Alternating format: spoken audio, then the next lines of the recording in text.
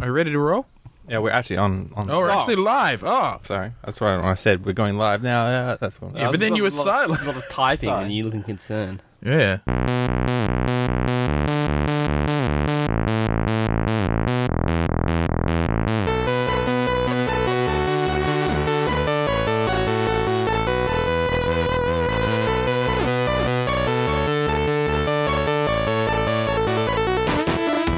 Okay, so welcome to Fangin Around. Don't know what the episode of this is, but for historical purposes, recording on the 21st of May 2012. I am James. I'm joined by Fred Baines. I mean Fred. every week. Without fail. Every week. Now at least you can find him on Twitter. I guess your Twitter name is Fred Baines, so you have to give it out anyway. No, we're going to start a new Twitter. You say that. I've been saying the last You 6 say that months. every week. And Campbell White. I'm fine with my last name. That's all right. That's already your Twitter. You already name. have a website. Yeah, I've got everything. Everything. We're Now live on Jimmerish Fam. If you want to find out my last name, just go to jimmerish.com. it's not Jim. It's not the only on. way you find out. It's not on there. Yeah, it You is. lie. No, it's not. What, Sam Elliott? Yeah. Thomas, Jim, James, or... Jim James Should get Jamoosh? Sam on the show someday. Sam, yeah, that'd be Yeah. good. Skype in. Now, for listeners back home, you're in for an oral treat tonight. Mm-hmm. In the studio, we have a bowl of prawn dumplings that we're going to be Oh, masticating just listen to throughout this. the evening. Listen to this, listeners. Here, get an earful of this and tell me this doesn't make you Fred's a lot salivate. better because he's got a running nose and it makes it... Here we go. Here we I go. can breathe have more Here we go. heavily. Oh, fuck.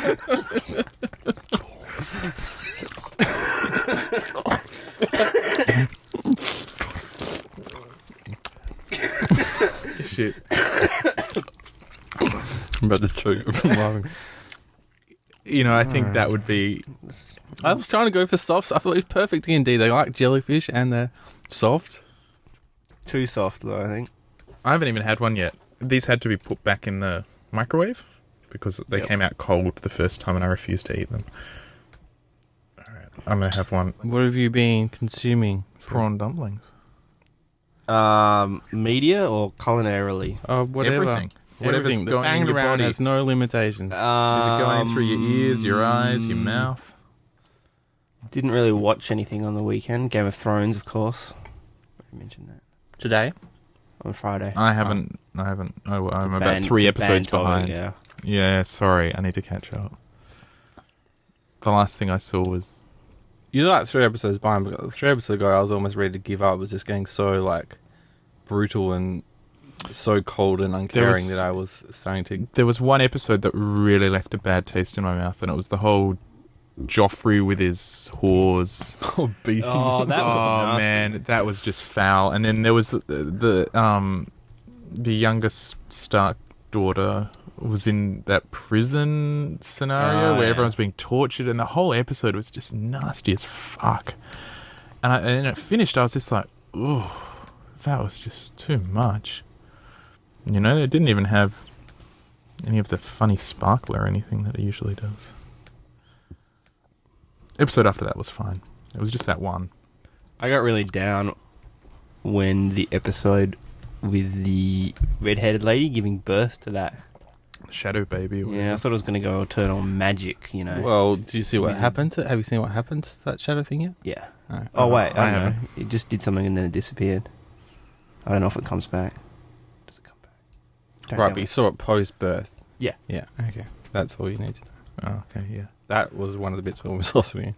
Yeah, because he was skirting around the whole magic issue quite nicely up until then. And he was sort of, you know, everything sort of had a biological foundation to it, you know? So it was like, well, they're dragons, and it's, well, okay, that's a magical creature, but it's only magical because we don't have it, you know? In theory, a dragon could exist. You know, we had dinosaurs, and then it's like, well, there's giants north of the wall, and it's like, well, okay, you know, it's just big people. Dire wolves, or they're just big wolves, you know, and so on and so Yeah. forth. And the whole zombie thing, it's like, well, that could just be some sort of virus or whatever, or plague. Oh, double dip. Oh, sorry. Um, You're the ones with the colds. yeah, but then this shadow baby thing, it's just like, nah, bang, magic, it's in. We're doing it. Yeah. Full blown. I like the whole old gods, new gods thing. Mm. Just have new gods. Yeah, so that was a bit of a disappointment. Now, going back to the Jeffrey whoring scene. Mm-hmm. The Joffrey, sorry. Yeah. Right.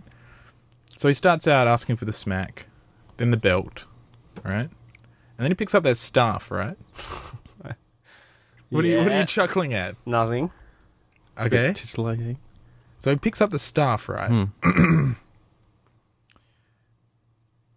What was I knew that's what you were thinking. well, what were you thinking that he was going to ask her to do with the staff? He's not going to ask her to do anything. He's getting one of them to hit the other one with it. DildoBrutality.com. Is that what you're thinking? My thought was insertion. No, that didn't cross my mind. No, for the listeners back home, where there's no video, there was a wide smirk on No, Fred's because I face saw as soon as you got that look in your eye of like he used this and then he used that, and then I knew that you thought the next thing he did was flip it around and just go end in. No, I mean, in the context of the scene, I thought he was just going to ask her to beat it with it. Oh, really? Yeah. Okay. I've spoken to a couple of other people. And they thought doesn't mean I didn't think about it. So I was quite surprised when she beat her with it. That was a surprise. Oh, you mean the very first time? Oh, that's what you're expecting to actually see. No, I didn't expect to see it. I thought we were going to cut away. The first one? I don't know. There was a big thorny staff. Thorny thing that's like. Yeah. Yeah. No, I thought he was just going to hit her with it. No. Get her to hit her with it. No, I thought he was going to up the ante even more and send her home with the spiky bit in her. Oh. Yeah, I know. That's why I was horrified. And then it left that thought in my mind, and I was like, whoa, this episode's gross. I'm not claiming responsibility for my own thoughts. Yeah, well, I think that might be your thoughts, like, not the TV. So you guys didn't think that was going to I thought about it, right? But I didn't think that was going to I didn't think that would actually go through with that. Okay. No, because he doesn't want... Because he wasn't very, very sexual with it, with his beating. He just wanted to beat them. So I don't think he was going to stick it in them. So you didn't think that? No, I have to say, I did not. Okay. Not for a moment. This is the first time that. Yeah, that's why I was heard this. smiling when you Okay. started questioning like what he was going to do with it. I thought, oh yeah. Well, the way he was holding it. At first, he was holding it, pointing it to her kind of soft end. You know, the rounded end, like a big dong kind of thing. Yeah, I guess so. Yeah. And I was thinking, I can see what. Yeah, I was thinking, oh, that's nasty. And then he whipped it around, and the other side had a reindeer on it, or a deer. And I was like, oh, for God's sakes, Joffrey. But now you're all looking at me like, oh, for God's sakes, Campbell. But this is all George R. Whatever. Maybe they censor it, because I hear it is censored quite a bit from the book. Yeah. We should get on the wiki and find out. You guys, Or if anyone, I'm tempted to read the books a season after the show's aired. My theory is if they cancel it, I'm going to read the books. Why would they cancel it? It's too popular now. You guys paid any money for it? You know, Australia, we're the biggest pirates of Game of Thrones in the world. Yeah, because no one can watch 10% of the entire world who pirate Game of Thrones from like the Pirate Bay are Australian. Because what are we supposed Why? to do? Because it's... Yeah, because we can't... where else? It's possibly on Foxtel. I don't think it's on Foxtel. You have to get the movie package to see it if you do. It's 2 weeks behind. So it's a minimum of like $50 entry fee a month. Not like a year, a month to watch one TV show. Yep. Okay? An expensive Blu-ray TV series is like $50, right? And even on iTunes, whether it's 2 weeks behind, you get it right. It's in standard def, and it's $3 an episode.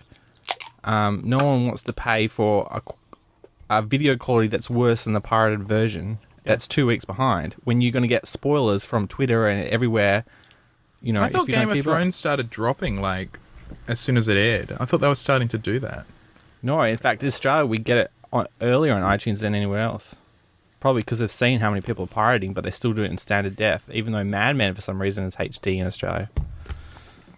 But that's AMC, so maybe it's just HBO that's that crap. Weird. But they're just losing so much money, so many potential money that they're losing just on the hope that we subscribe to something. I don't know. It's so stupid. The customer's always right. When did big business forget that?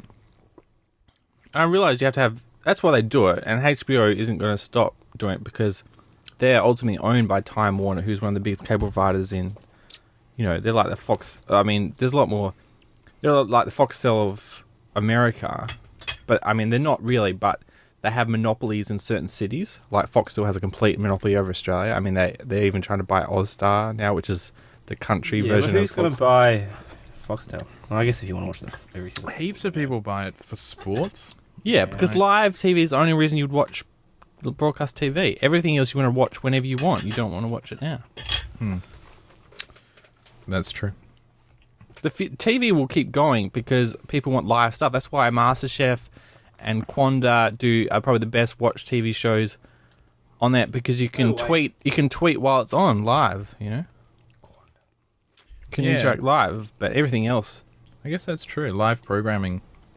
So do you think television will make a return to broadcast television will make a return to the live format? Yeah. It was so popular. I mean, you see it more The and more. ultimate inevitability is people will start to buy Game of Thrones like they do rental movies on demand and watch them when they want, and TV will be live events like sport and, you know, live reality TV and music concerts and Events and things. You guys seen the new TV channel, 94? No? Is that the shopping channel? It's another shopping channel. Oh. There's more than one. Yeah, there's two now. There's two all infomercial channels.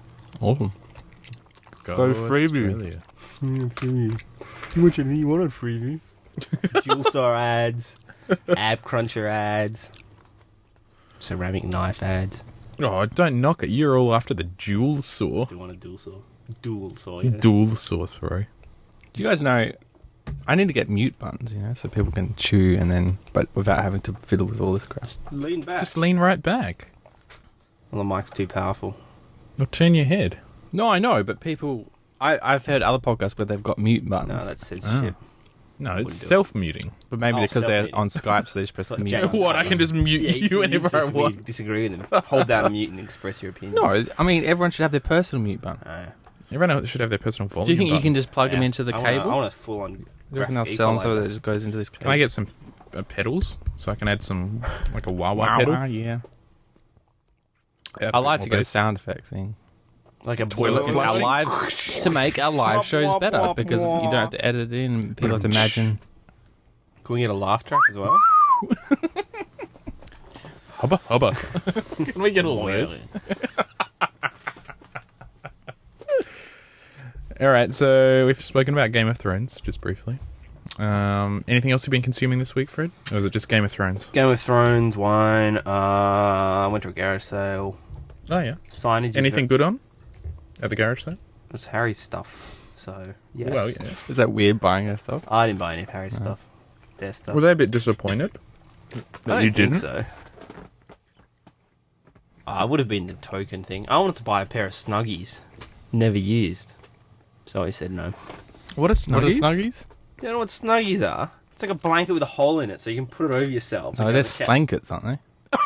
Whatever. No. I think Slangeth is a brand. These are like okay. generic. You mean aren't just they a blanket brand with of a hole shoes, in aren't it? It's like a blanket poncho thing. It's like But a it's busted got up old arm blanket. holes in it so you can eat, eat Duh, chips. I hate slovenly things like that. Yeah, so do I. It just reeks of... See, this But you wanted Why us. don't you have a blanket? Yeah, on you the just couch? said you wanted it. It's a background story. Zoe wanted a blanket on the couch, which I think is a little slovenly.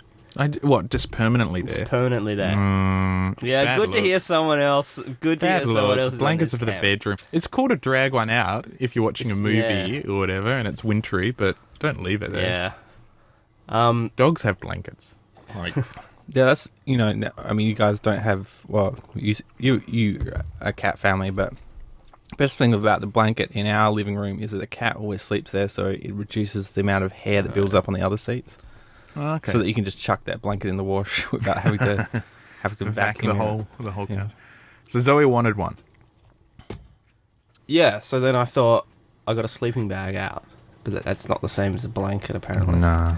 It's not as nice touch. No. So I thought the perfect solution, 2 for $10, slankets from Harry Marty's. So he said no. Why not? I don't Or did she give a reason? No, it was just a no.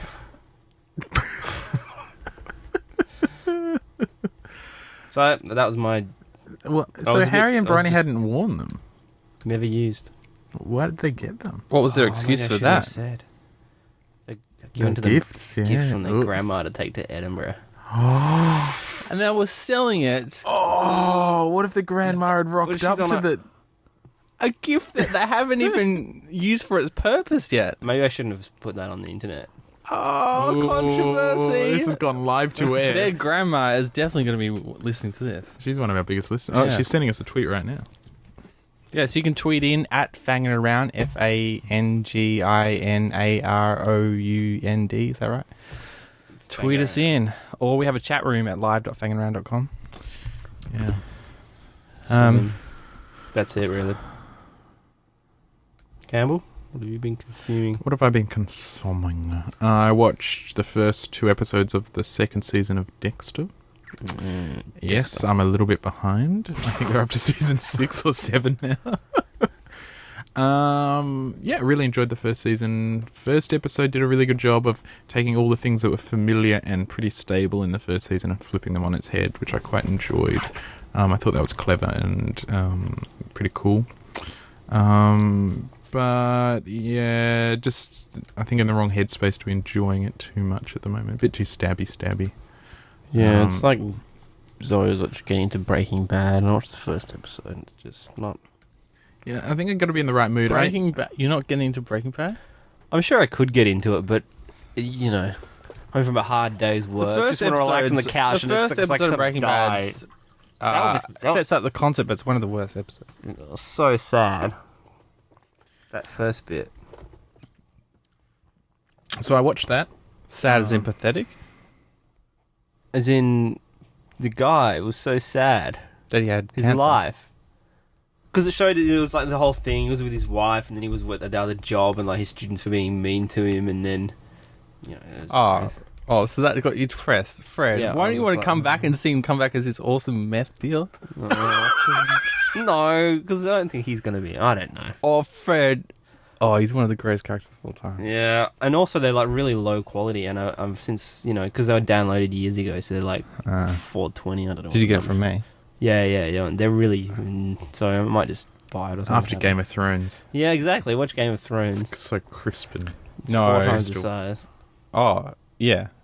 Yeah. In terms of quality, but no, Breaking Bad is way better quality. No. show. I mean, No, I'm talking about in terms of visual visual quality.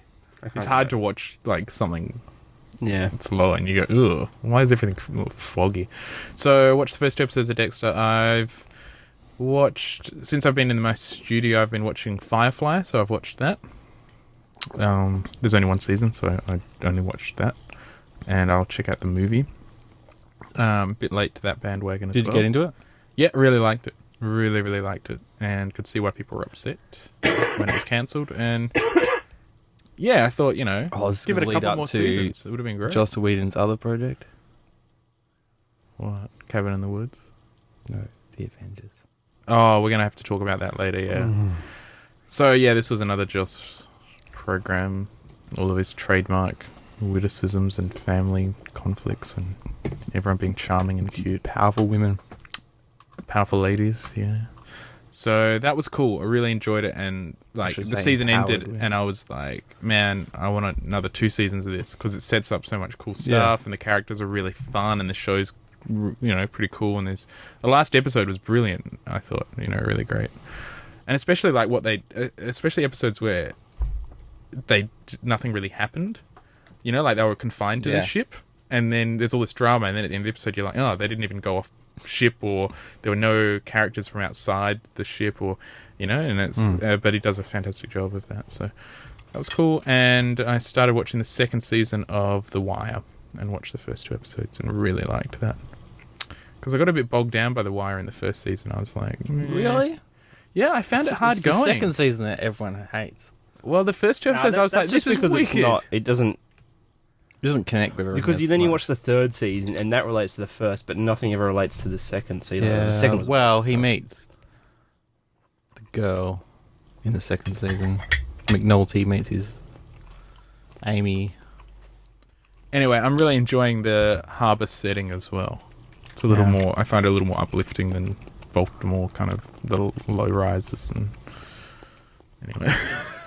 Just refreshing hearing the seagulls. Oh, well, yeah, that's not going to last long. Yeah, I'm sure. Yeah. All right. Fair enough.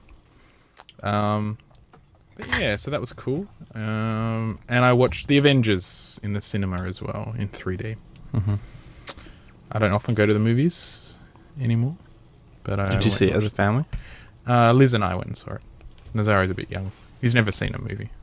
Full stop. Oh, that's right. Yeah. Are you worried about sending him to 3D? I watched. Yeah, I think he'd freak out. I babysitted my bilingual cousin. French English? Yeah. Fringlish? Inch? The other day, and I had him watch Cars. Well, it was his choice. I wanted to watch like something, 2D animated, but of course the kids, they just want to watch Cars.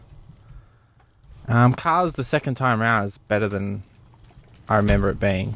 You know who loved Cars? But I don't know why they made a sequel at all. I haven't actually seen the sequel. Cha-ching! That's why. Yeah. Because the kids just love I Cars. fucking love it. I hated David that film.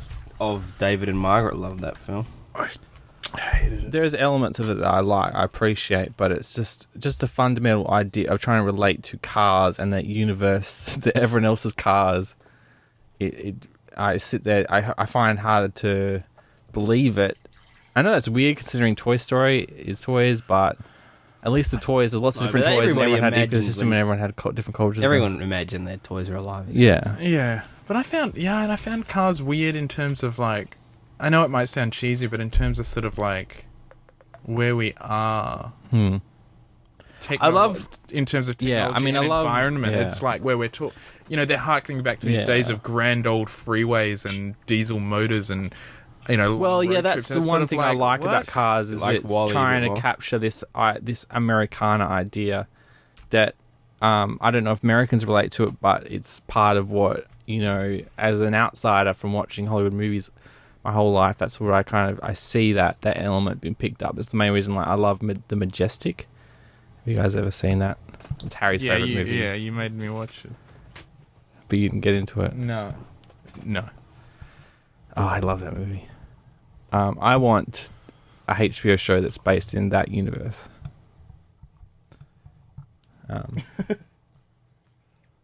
So Cars, yeah, dud. Major dud film, I thought. In fact, I was going through Pixar's films and like pretty much everything's been a miss for me recently.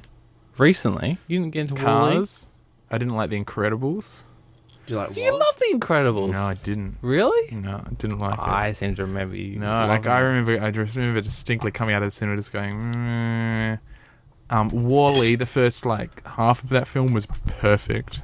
But once they introduced the people, it just like fell on its ass. Oh, it wasn't that bad afterwards. It was I worth was going devastated. to see. What about Ratatouille? You didn't like that? No, didn't like Ratatouille. Didn't like Ratatouille. I know, That's like my favourite Pixar film. Didn't like Ratatouille. What else is there? What was it? Oh, Up? Didn't see Cars. Oh, yeah, Up was good. Oh, you liked Up, did you? Yeah, Up was good. I liked Up as well. But it's like, that's the one I felt iffy about, rather than Wall-E. I thought... But maybe my blew my expectations mind. had dropped so far that by the time Up came out, I was like, okay. Your expectations dropped from Wall-E. Well, look, the Wall-E first was half, amazing. Wall-E, the beginning, like perfect. This is like Right. I was captivated. I was just they had me lapping that This up. is the thing. There's no way. The fact that we got that half of the movie out of Pixar, who at the end of the day is a product company. I know they're all about story, but they're a product company. They're created by pretty much created by Steve Jobs. They're all about product. That we got this movie, from them. Like to see a movie like that, you would have to go see, a Miyazaki film or it's an independent thing like The Illusionist, which has no dialogue or. Yeah, well, I agree. I think if they could release like a Wall-E cut where it fades to black when he shoots off into space, I'd be happy. I'd be like, yeah, that's the best Pixar film. I'm really excited about Brave. I think that looks really cool. I'm a bit iffy about Mike Myers doing his dodgy Scottish accent. Oh, well, As it's the just king. a voice. I try not to even think. Yeah. I wish they didn't even use people you knew as actors. Well, that's the thing. I watched the trailer. Which is the and worst thing was I had like, about DreamWorks. They're the worst at that. They always have. They're notorious. Um, I can't believe Pixar even got Michael Myers to do. yeah, Mike because Myers isn't to he do- He's Mr. Shrek? yeah. Well, I guess Michael Myers is feeling old. That's all he wants to do is voices, maybe. Like It's lazy work. Mark Hamill. Yeah, but yeah, that's true. So I saw the Avengers as well. So, what did you think? Huge thumbs down. It was so disappointing. I went into it. I was really pumped because I think 2 weeks ago Harry was like, "Avengers, I loved it. It was like the best film I've ever seen." Oh, but that movie's made for him. He loves that. I know. So I was like, well, okay, cool. And I read a couple of reviews, and there's a couple of people online that I'm friends with that were just like, "Oh my god, I've seen it 4 times." And Are they comic book fans? Yeah, They can't see the forest for the trees in that movie. yeah. Like, it's one of those movies when they get it on DVD, they'll be like, when it's not on the big screen and it's not crazy, they'll just be like, you know? That's what happened with the Star Wars movies. All the 3 of the prequels, everyone came out and said, going, "Oh my god, that was so awesome." And then they got it home and they watched on their 5-inch TV on DVD or VHS, and they're like, "Oh, what, Jar Jar Binks is crap." And I'm like, yeah, no doubt it's crap. You didn't care about it because it was like this epic movie when you went and saw it. And it's the same thing I had about Star That's Trek. alright, The isn't Star Trek movie I hated. They're making for the cinema, not for home video, right? So Yeah, but like, I mean, I think Not Lord of the right. Rings holds up on home viewing. yeah, I could be wrong. I mean, I haven't seen it No. on home for a while. Well, maybe you guys, but I couldn't. I only liked it in the movies. It was one of the movies that I tried to watch the movies before going to the third one, which was like what I usually do. Like, I was able to sit through Transformers 2 before going to the third one, easy, entertained. Tried to do that with the Lord of the Rings movies and watching that on the small screen. This is before I had a cinema. Hold on. You like Transformers better than Lord of the Rings? Yeah. Hell yeah. Okay. That's cool. I'm not a Lord of the Rings fan. I haven't read the books, but I'm talking about the movies. That's right. Anyway, I went into the Avengers. I was excited. I was like, this is going to be good. And it was sort of, it was sort of an impromptu thing. Liz and I had a babysitter, and we were like, "Oh, let's go see a movie. We haven't seen a movie in ages. We're feeling like a movie." And we were like, "What's out?" And when we checked the time, we could either see Hunger Games or Avengers. Yeah. And I was like, "Oh, I'd be happy to see either." But lots of people are saying Avengers is really fun and big and cool and entertaining. And Liz really liked the Iron Man movies, which I really did as well. I thought they were totally awesome. You like- But you hate Pepper Potts. Yeah, but I still thought Iron Man 1 and 2 were great. So you like Robbie Downey Jr. Oh yeah, pretty much. Do you I mean, he just is that, like, he does that role Yeah. so well, and he's so charming and funny. But I didn't think he was good in Avengers. I thought he was... Yeah, I mean, I like Joss Whedon, but I felt he didn't stay true to the character that well. Or maybe it's just because they didn't have time. They didn't have time for any of the characters. they didn't have time for shit. You know. I felt, and like the film starts and it's like explosion, introducing, here's this guy and this is how he fights. I almost and walked explosion. And I That was like, start what? thing. The only thing that kept me in was looking at the How I Met Your Mother girl in that tight suit was the only reason I stayed in the cinema. Yeah. For that whole start. Classy.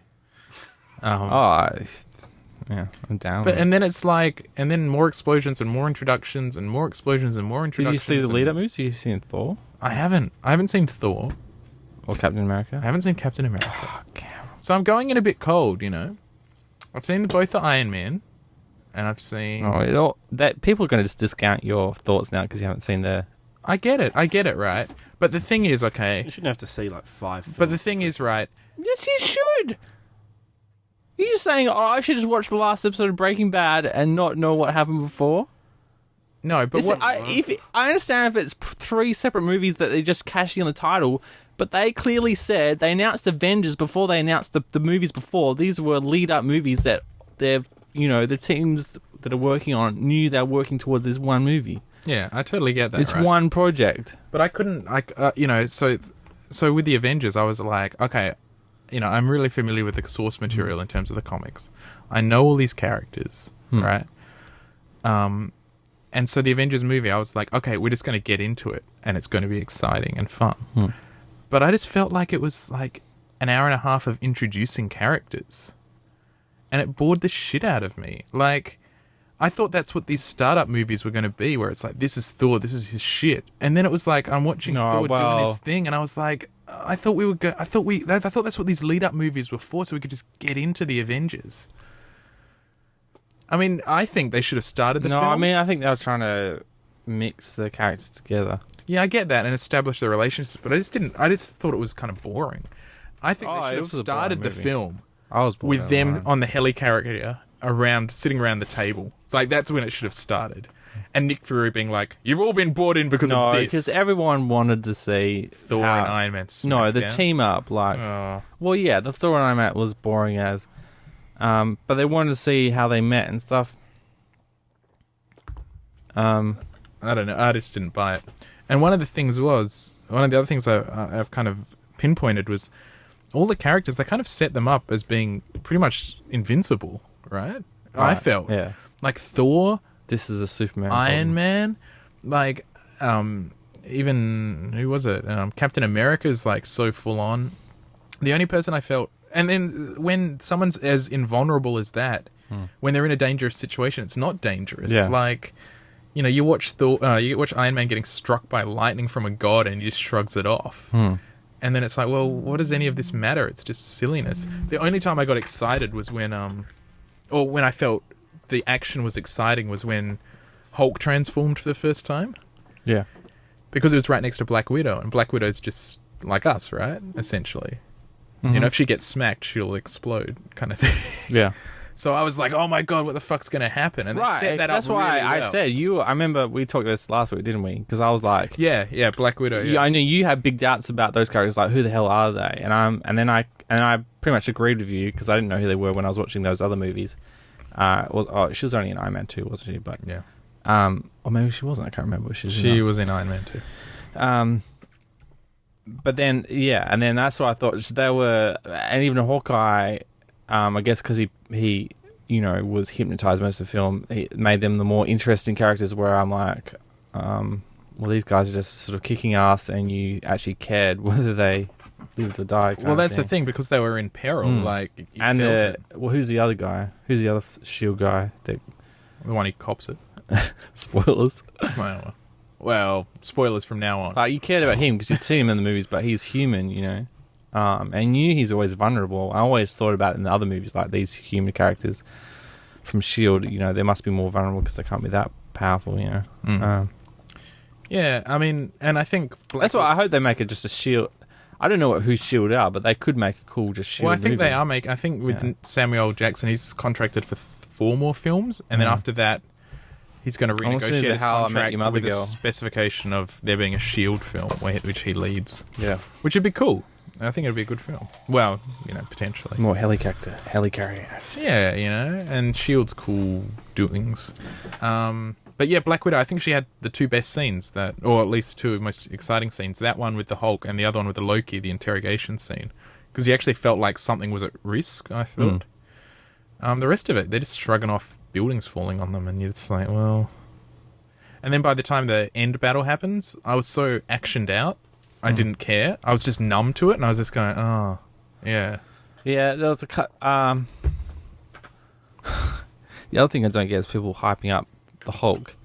Like, he has some, there's 5 seconds of him being awesome, and they're like, oh my god, this is the greatest depiction of Hulk ever, and they got to make a whole movie, and I'm like, is it... You just assume, and I assume they're talking about just the funny moments where he just does stuff on instinct, Is you really think that they can turn that into a 90-minute good movie? Like, you think Ang Lee couldn't do it? This is the problem with those people. They hate, like, the only good my personal view, I know other people hate this, I think Superman Returns is the only good Superman movie, but all comic book people hate it because it's like, there's not a fight scene. So I liked it. And I'm like, well, I know you like it, but I'm just like, who cares about fight scenes? Because he's invincible unless he's got kryptonite in his back. That's the only weakness, right? The only interesting thing is when when they respect him when he's considered a god and what it's like to be a god on Earth, that's an interesting movie, you know? Well, those are the only kind of interesting stories you can tell about Superman. Yeah. What is it to And be it's a the god? same with Thor. I haven't seen the Thor film. Yeah, well, you should see the Thor thing. I didn't... It got overhyped for me because I love Kenneth Branagh, as a director, and I thought it would be cool. I like Natalie Portman, she's kind of cute. I thought, that'd be a cool movie, but there was some good moments in it. It's like, again, like the Avengers movie, like there's some good moments with Hulk, but it doesn't make a whole movie, yeah. Mm. Yeah, I thought Mark Ruffalo did a great job as Bruce Banner.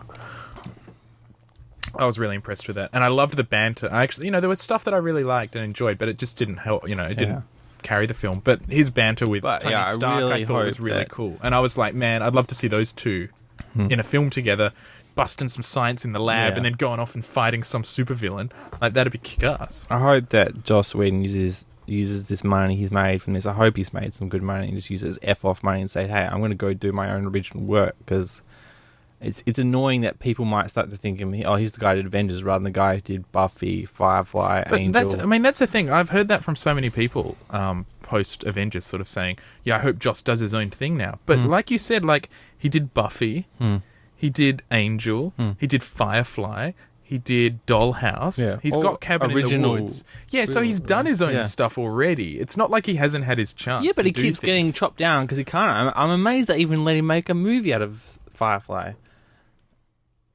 Well, they did. Like, I mean, how often? Yeah. But, you haven't seen Serenity, but wouldn't you like to go see him have that power to... Even if he doesn't want to do movies, what if he goes to Amazon, Amazon's trying to open up and says, hey, I want to do a show, but I want complete creative control, but I'll put it on Amazon, with his money, and just says, look, I'll, subsidize this, lose money, but... Yeah, I mean, he's had stuff axed before, but he's also had huge success and had big runs of things. Like, Buffy went for, 6 or 7 seasons?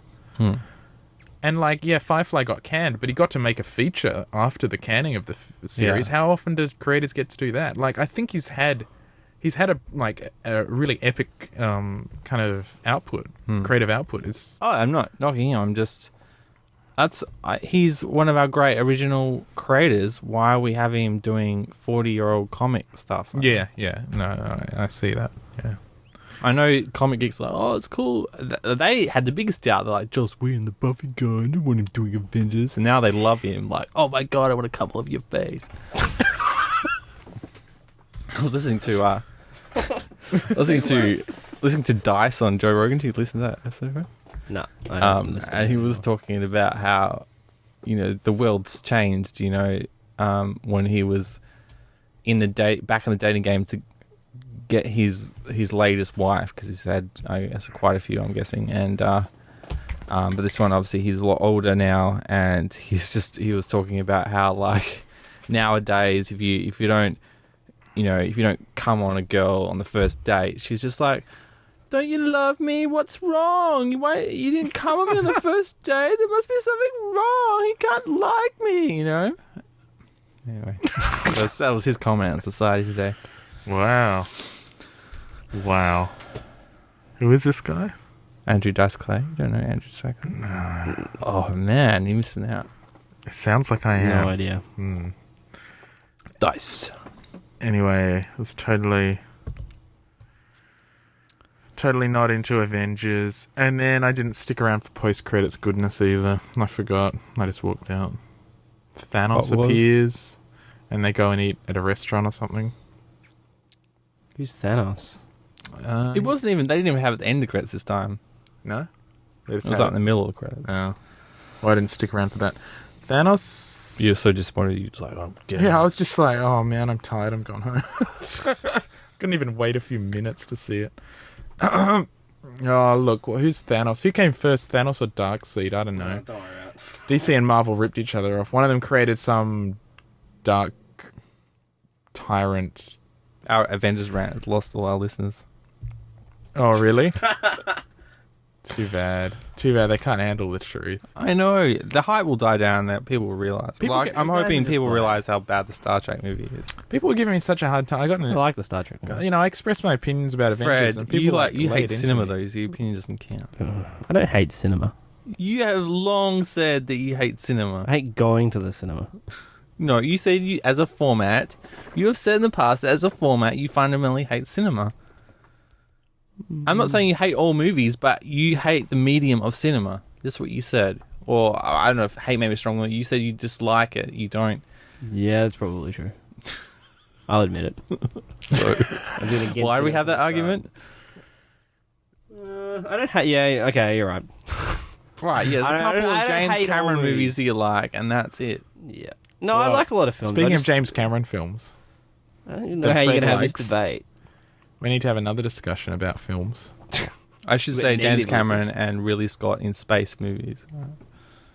Yep. Well, this is the throwdown. You need What? to decide James Cameron or Ridley Scott movies in space. Fred and I need to talk about Alien and Aliens. But are and you an which film is Alien better. fan? Are you just being antagonistic? No, I actually prefer Alien to Aliens. Well, you're wrong. And Well, James no. is going to have to weigh in for the final vote.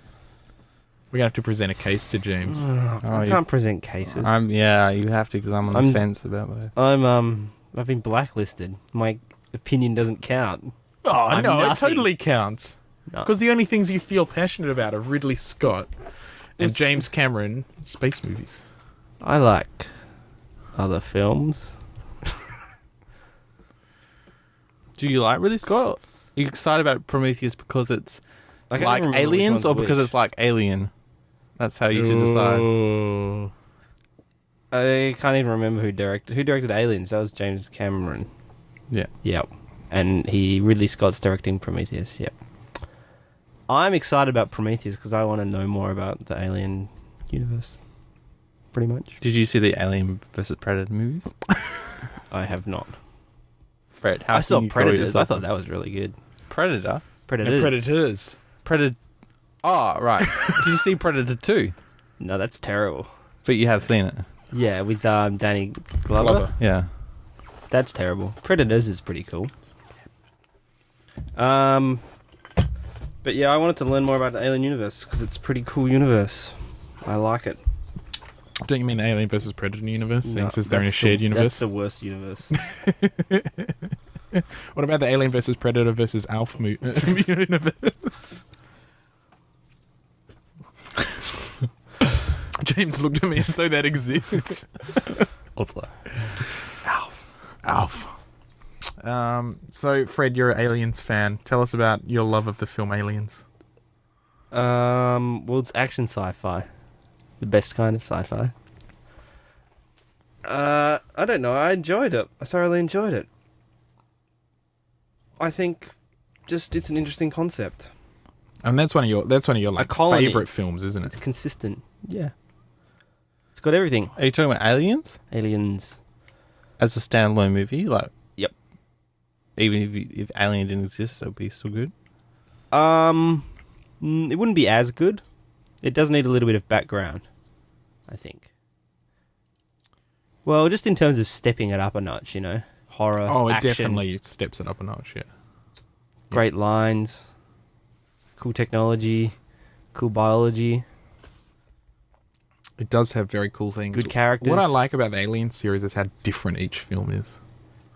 Yeah, exactly. Aliens is one of the most influential films of all time. Like, they created the Space Marine, which is in everything now. Everything that's got about Space Marine is somehow... Yep. Because some dude watched Aliens and was like, that's freaking sick. That's pretty cool. Pulse rifles. Yep. That's true. It's pretty influential. I mean, I don't know if Very Warhammer influential. 40k came before. Did it? Did it? Nah. Yeah. Aliens is in like the 80s. Yeah. Oh, but Warhammer it's- 40k is yeah. like early 70s. Did the I think. Tyranids come before Aliens? Really? I think so. Nah, they're totally an I add-on. believe the Warhammer was before then, but... Oh, we're going to have to find out. So you like Alien... Look, I love both of them. I think I like Alien. I'm not down on one. I think Aliens... Aliens is like the an awesome sleepover movie. All right. Yeah, Warhammer you don't get out 40,000 was Alien. created by Rick Priestley in 1987. Yeah, Oh, but Aliens is close to Aliens. that. Oh, goodness. Aliens is early 80s, isn't it? Yeah, I think so. you're right. 85 maybe? I think you're right. 1986. So you probably saw the movie. it and went home and went, holy shit, I'm Space going to rip Marines, this awesome. off big time. We're going to have Tyranids. Well, and we're it's gonna have- completely different, but No, the it's Space exactly the Marine same. originated from aliens. Holy That's what shit, we're trying to I say. didn't realise that.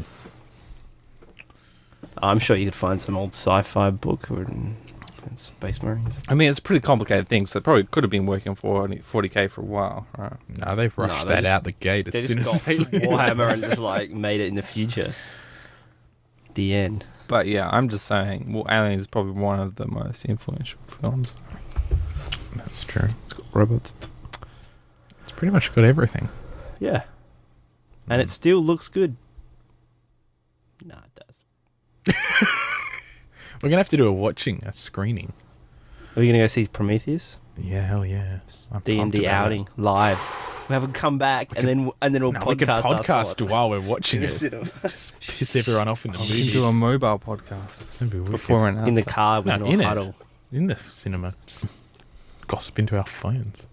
Do a commentary track. Yeah. Oh, yeah. That's a great idea. But we watch it first, right, and then watch it a second time. Live commentary. No, live. Just What? straight off the top of your head. You want us to be the most anticipated movie of your life, Fred. You want to be talking through it to other people when not watching it. Yeah, I it's suppose. social experience. It's like the theatre. Yeah. Well, James, what do you think? What's your favourite? Or what do you think's the better film? I mean, personally, Aliens. Yeah, but I think Aliens is the better film. Like Aliens is one of those. Alien is one of those perfect films. You know, just the whole concept. I mean, the fact that it's original, it sets the original. I don't know who wrote it. I doubt it was Ridley Scott wrote it, but it's, you know, it sets up the whole universe, and it's, you know, the movie has a very specific thing. You know, alien ship, everyone has to escape or die.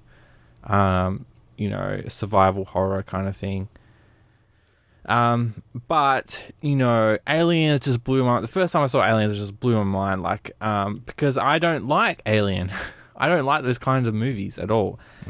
Aliens, I like movies where it's like, hey, this is scary as hell, but we have a crap ton of ammunition to face it, and you feel like you identify with the characters, having someone fighting, and you feel, you know, I mean, I remember just seeing that auto turret thing where I was just watching them set up those auto turrets, and I was just like, yes, they're gonna like set up a perimeter and lock themselves down and work it out, and I'm just like, this is that, you know, I mean, I don't know what other movies I've seen like that, but I mean, I love those kind of movies. Like one of my favorite movies of all time, Robin Hood, Prince of Thieves, where they're Like Alien. no, but that whole onset where they know they're going to get attacked, the whole out, and they have to sit down, they have to build, Wait, what am they I have to sharpen arrows and pull You think you're Men together. in And Yes. he puts up ropes so he can swing between trees and stuff, and they create the city in the trees.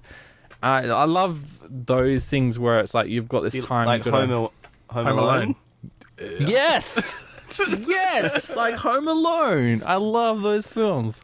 That genre of film. Drank you some know? long bows. I realize it's only a small segment of A new Aliens. genre. What is it? Hunkering down. Hunkering? Yeah, it's like Hunkering? Something. Is that a word? Hunkering? Yeah. in gaming. There's this genre of gaming called tower defense. Like, because my yeah. favorite part of Warcraft 2 was setting up towers to like stop stuff coming, and now they create a whole genre of game where you just all you do is set up defense towers. So your favourite kind of game and film is...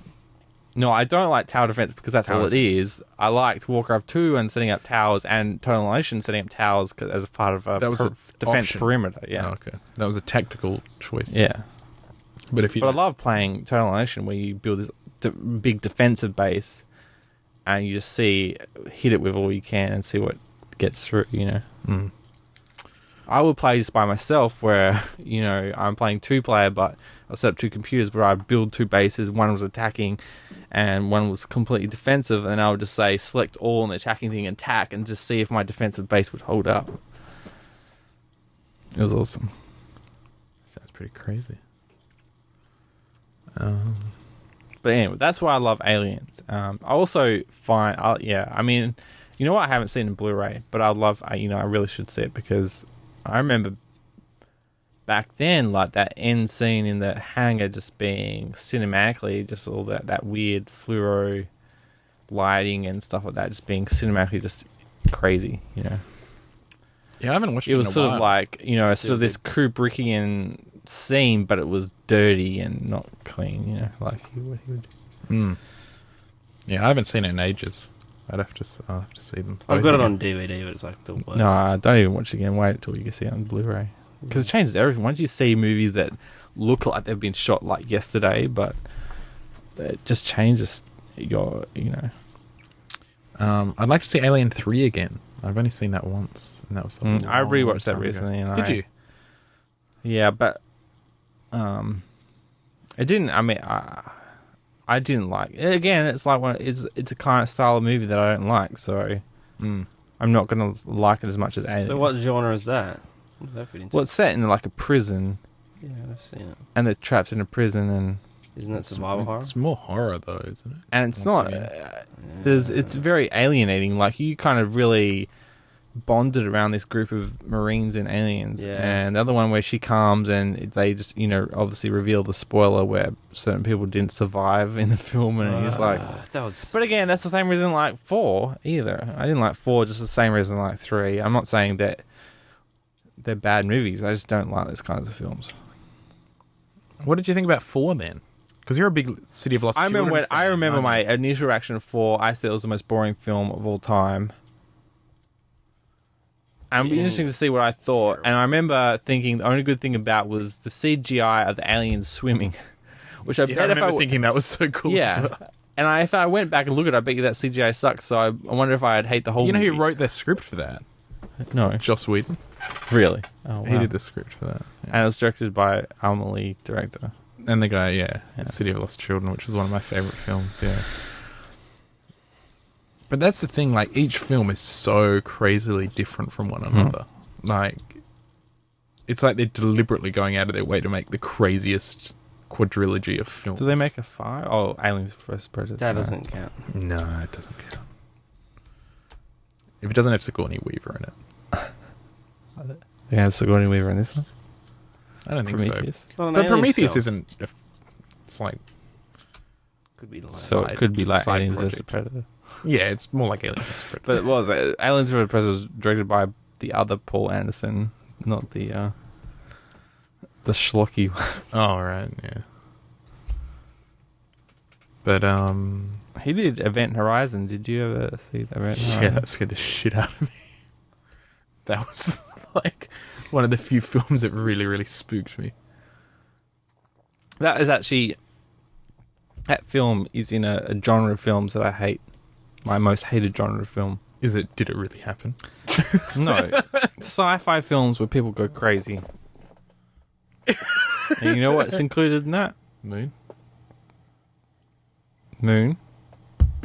Yes. That's why I almost Solaris? walked out of Moon, because I was like, is this going to be one of those films? Yes, Solaris. Solaris, Sun... Oh, what is You it? remember that one Yeah. with the beach ball, the really budget one? Oh, Dark Star. Darkstar. That's Yeah. the Nah, one. that's... Yeah, they go crazy, but that's in a good way. That's a different. I want to see that. I haven't seen it. Haven't you? pretty good. It's pretty amazing. I've always But, wanted to like, see it, and even I now liked I've been it. waiting Yeah. to come on Blu-ray, so I don't I know remember if it that. has. I remember you raving about it. You saw it on SBS and you were like, holy shit, you've got to check this film No, out. Yeah. that's not how. That's No? how I wrote. No, you were like, we got to watch this film. So we went to like Mount Hawthorne video store because Oh. they had it all the way out there.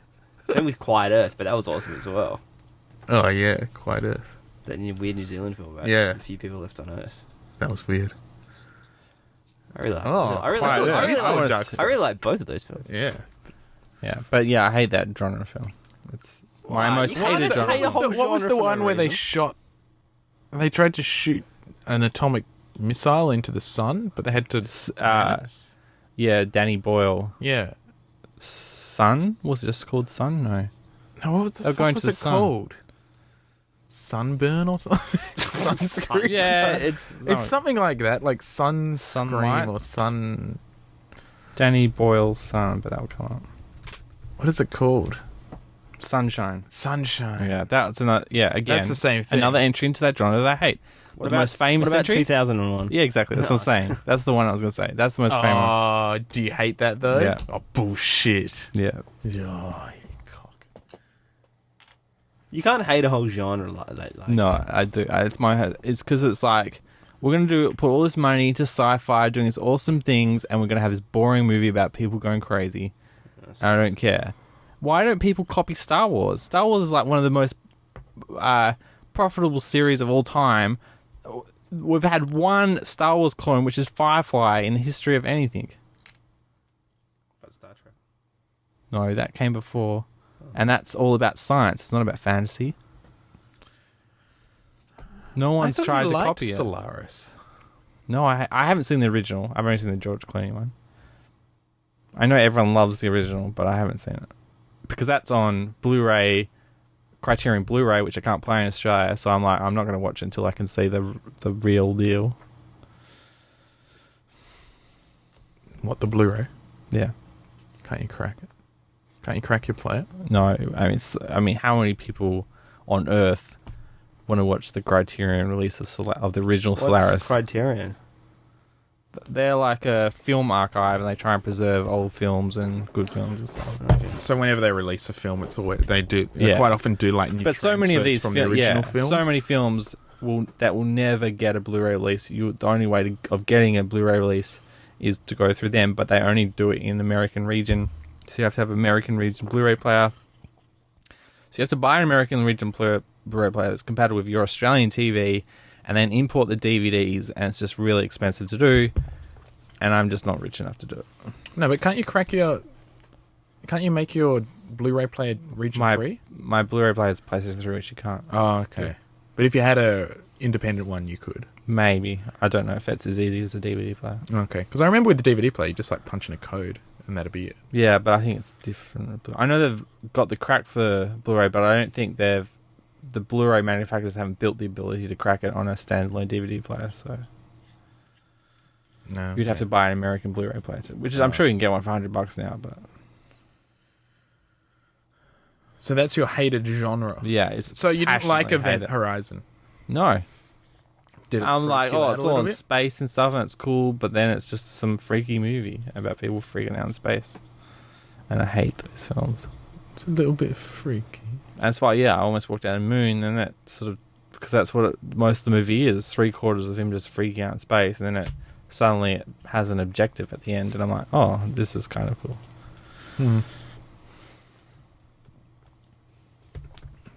Well, fair enough. All right. I won't invite you to Prometheus then. Somebody might go a little crazy.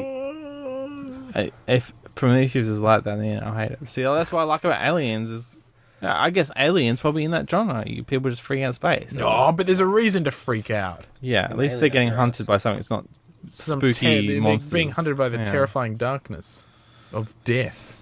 The Black Death. They call it. The Predators, that is. It's just I just wish more people try and rip off Star Wars rather than 2001. Me too. Oh, 2001 though. It's been done. It's perfected in the first movie. Well, Why do we that's need it. more of them? That's right, I You guess. could argue that about Star Wars. No, people hate Star Wars. Everyone people like the original Star Wars. You're right, and those people come out when Empire Strikes came out. Oh, this is crap. It's not as good as the original. And then when Return of the Jedi came, it was like, oh, it's just a bunch of Muppets. And then like the episode 1 came out, it's like, oh, it's Super Jar Jar Binks. And then episode 2 came out, and it's like, oh, Anakin's who the guy who played Anakin? They hated him. Hayden Christensen. They're like, oh, he's crap. And then the third one, they're like, oh, why does he shout? And he's like, oh, my. Everyone has something to complain after the first one. Yeah, I New Hope is the original, but I don't think it's one of the best films. I would rather watch quite a few other. If I was on Desert You'd Island, rather watch Transformers. A New Hope would not be. Look at him, he's I smirking. hate the whole genre. Cars turning into but Transformers. More than meets the eye. I hate that genre. Transformers appreciates what Don't it is. It's cars. just a bunch of robots punching each other, and it doesn't aspire to much, right? That's an understatement, but yes. It does not aspire It's much at all. Michael Bay sits there and is like, how can I make this look as awesome as possible? And that's all I care about with that. And I hate people who sit there and are like, oh, he ruined my childhood.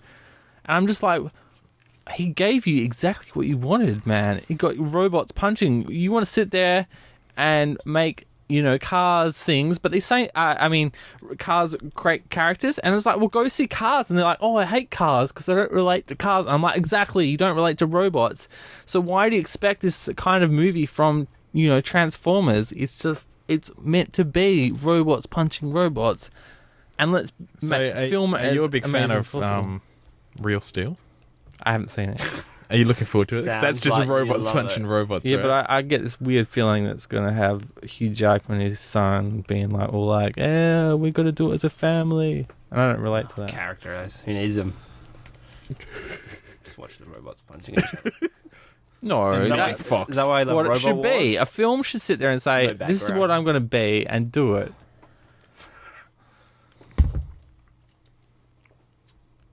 All right.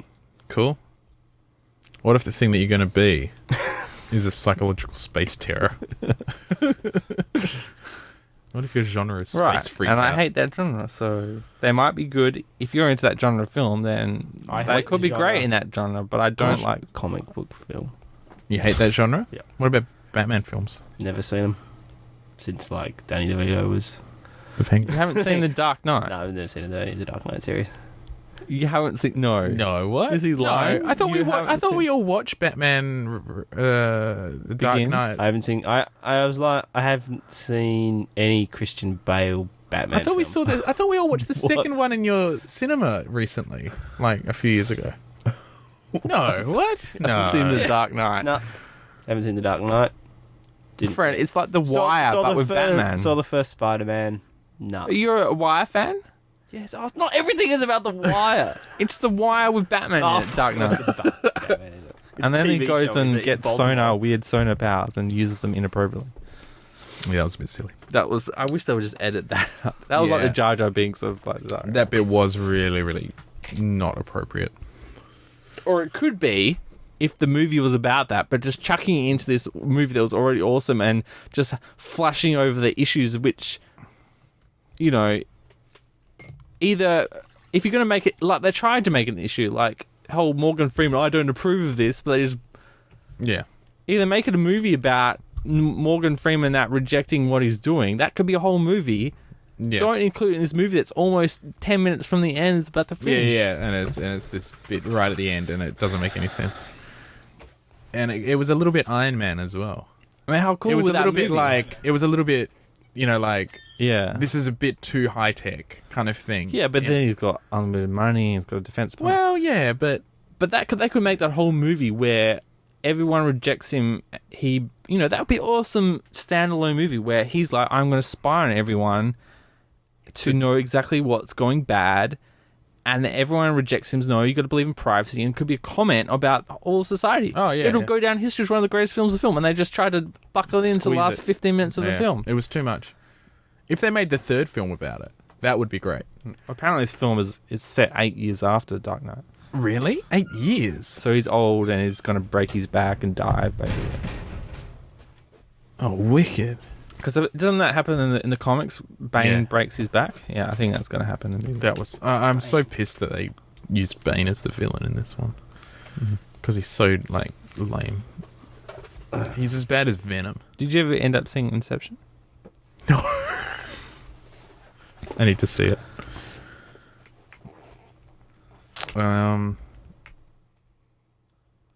But you've seen Iron Man for it? The original one, not the second one. Did you like it? It was pretty cool. Okay. What other comic I don't know how book movies? scientifically accurate it was, but I'll let that slide. Oh, come on. You saw Inception? Yep. You liked it? Yeah, that was good. The problem with the Inception, right, is it's like a heist movie. And you know how heist movies are like. They spend first 2/3 of the film setting it up, and the last third is trying to do it, Or they do it at the start, and then they're trying to escape, from the consequences of what they're doing. But this film, they spend the first half setting it up, and they spend half the movie doing it. So it just gets kind of really boring at the end, because it's just like, well, we know you're going to succeed. and we're just watching people shoot each other for half of the film. Well, you don't know they're going to succeed. You can assume they're going to succeed, but you don't know it. I mean, it's not Right, but the actual heist, they're going to succeed. The good thing about the movie is we don't ultimately know. Well, we can't tell Campbell ultimately know what's going on at all because of the circumstances, and that's cool. the Vegas thing. Yeah, But you know what I'm talking about. yeah, I know what you're talking about. Well, I'm trying to keep it spoiler free from Campbell so he sees it, because that's the bit he'll like. He'll hate the heist stuff, but he'll like the. Yeah. Well, look, I know it's a space psychological freak out film, so don't worry about that. But how do you feel about the Oceans series of films I hate in it. terms of heists? You hate them? Hate him. I haven't actually seen it. What's your favourite heist film? I saw bits of Malcolm the other day on TV. Malcolm in the Middle? No, it's like this old Australian film. Oh, car where he that- splits the car? That's the greatest movie. My parents, this is one of their favourite movies when I was a kid. They're like, you got to watch this. Yeah. And I'm like, My friend and I used to Yeah, I watch had that a all the friend time in who primary school. loved He was that film. obsessed with it. Yeah. Every and time I he'd go over, always he'd watch assumed it was like a British film, but I didn't realise it was Australian. You haven't seen it? No, I have seen Oh, it. okay. Have you seen it recently, though? I haven't. He split his car in half. Well, yeah, didn't I mean, see I all of saw it it in my teens. What's happened to Australian cinema? It used to be awesome. I know. I hear Snowtown's meant to be good, but I didn't see it. Now it's all like bikey wars. That's not cinema, that's TV. It's a telemovie. Yeah, telling movie. Yeah, Um, not tele-cinema. Do you mean movie? How did we get onto that? What were we talking about for? Heist films, Oceans. Your favourite heist film? Oh, yeah, my favorite. I think. Oh, I don't know what my favorite heist film is. You know what was quite sort of.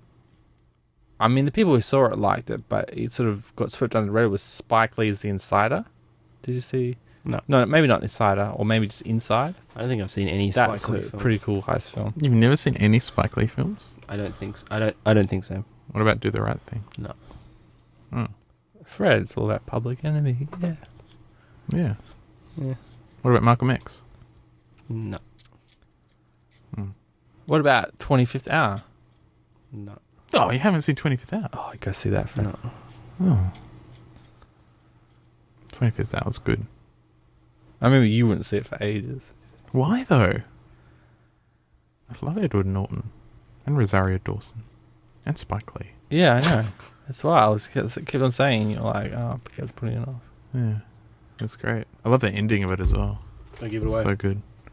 When you realise it's a space terror film, Yeah. and he's not actually It's all in a New dream. York at all, and he's just freaking out on a space station. Should go back onto the show notes. What's your favourite heist film? Oh, Italian. The original Italian Job's pretty cool.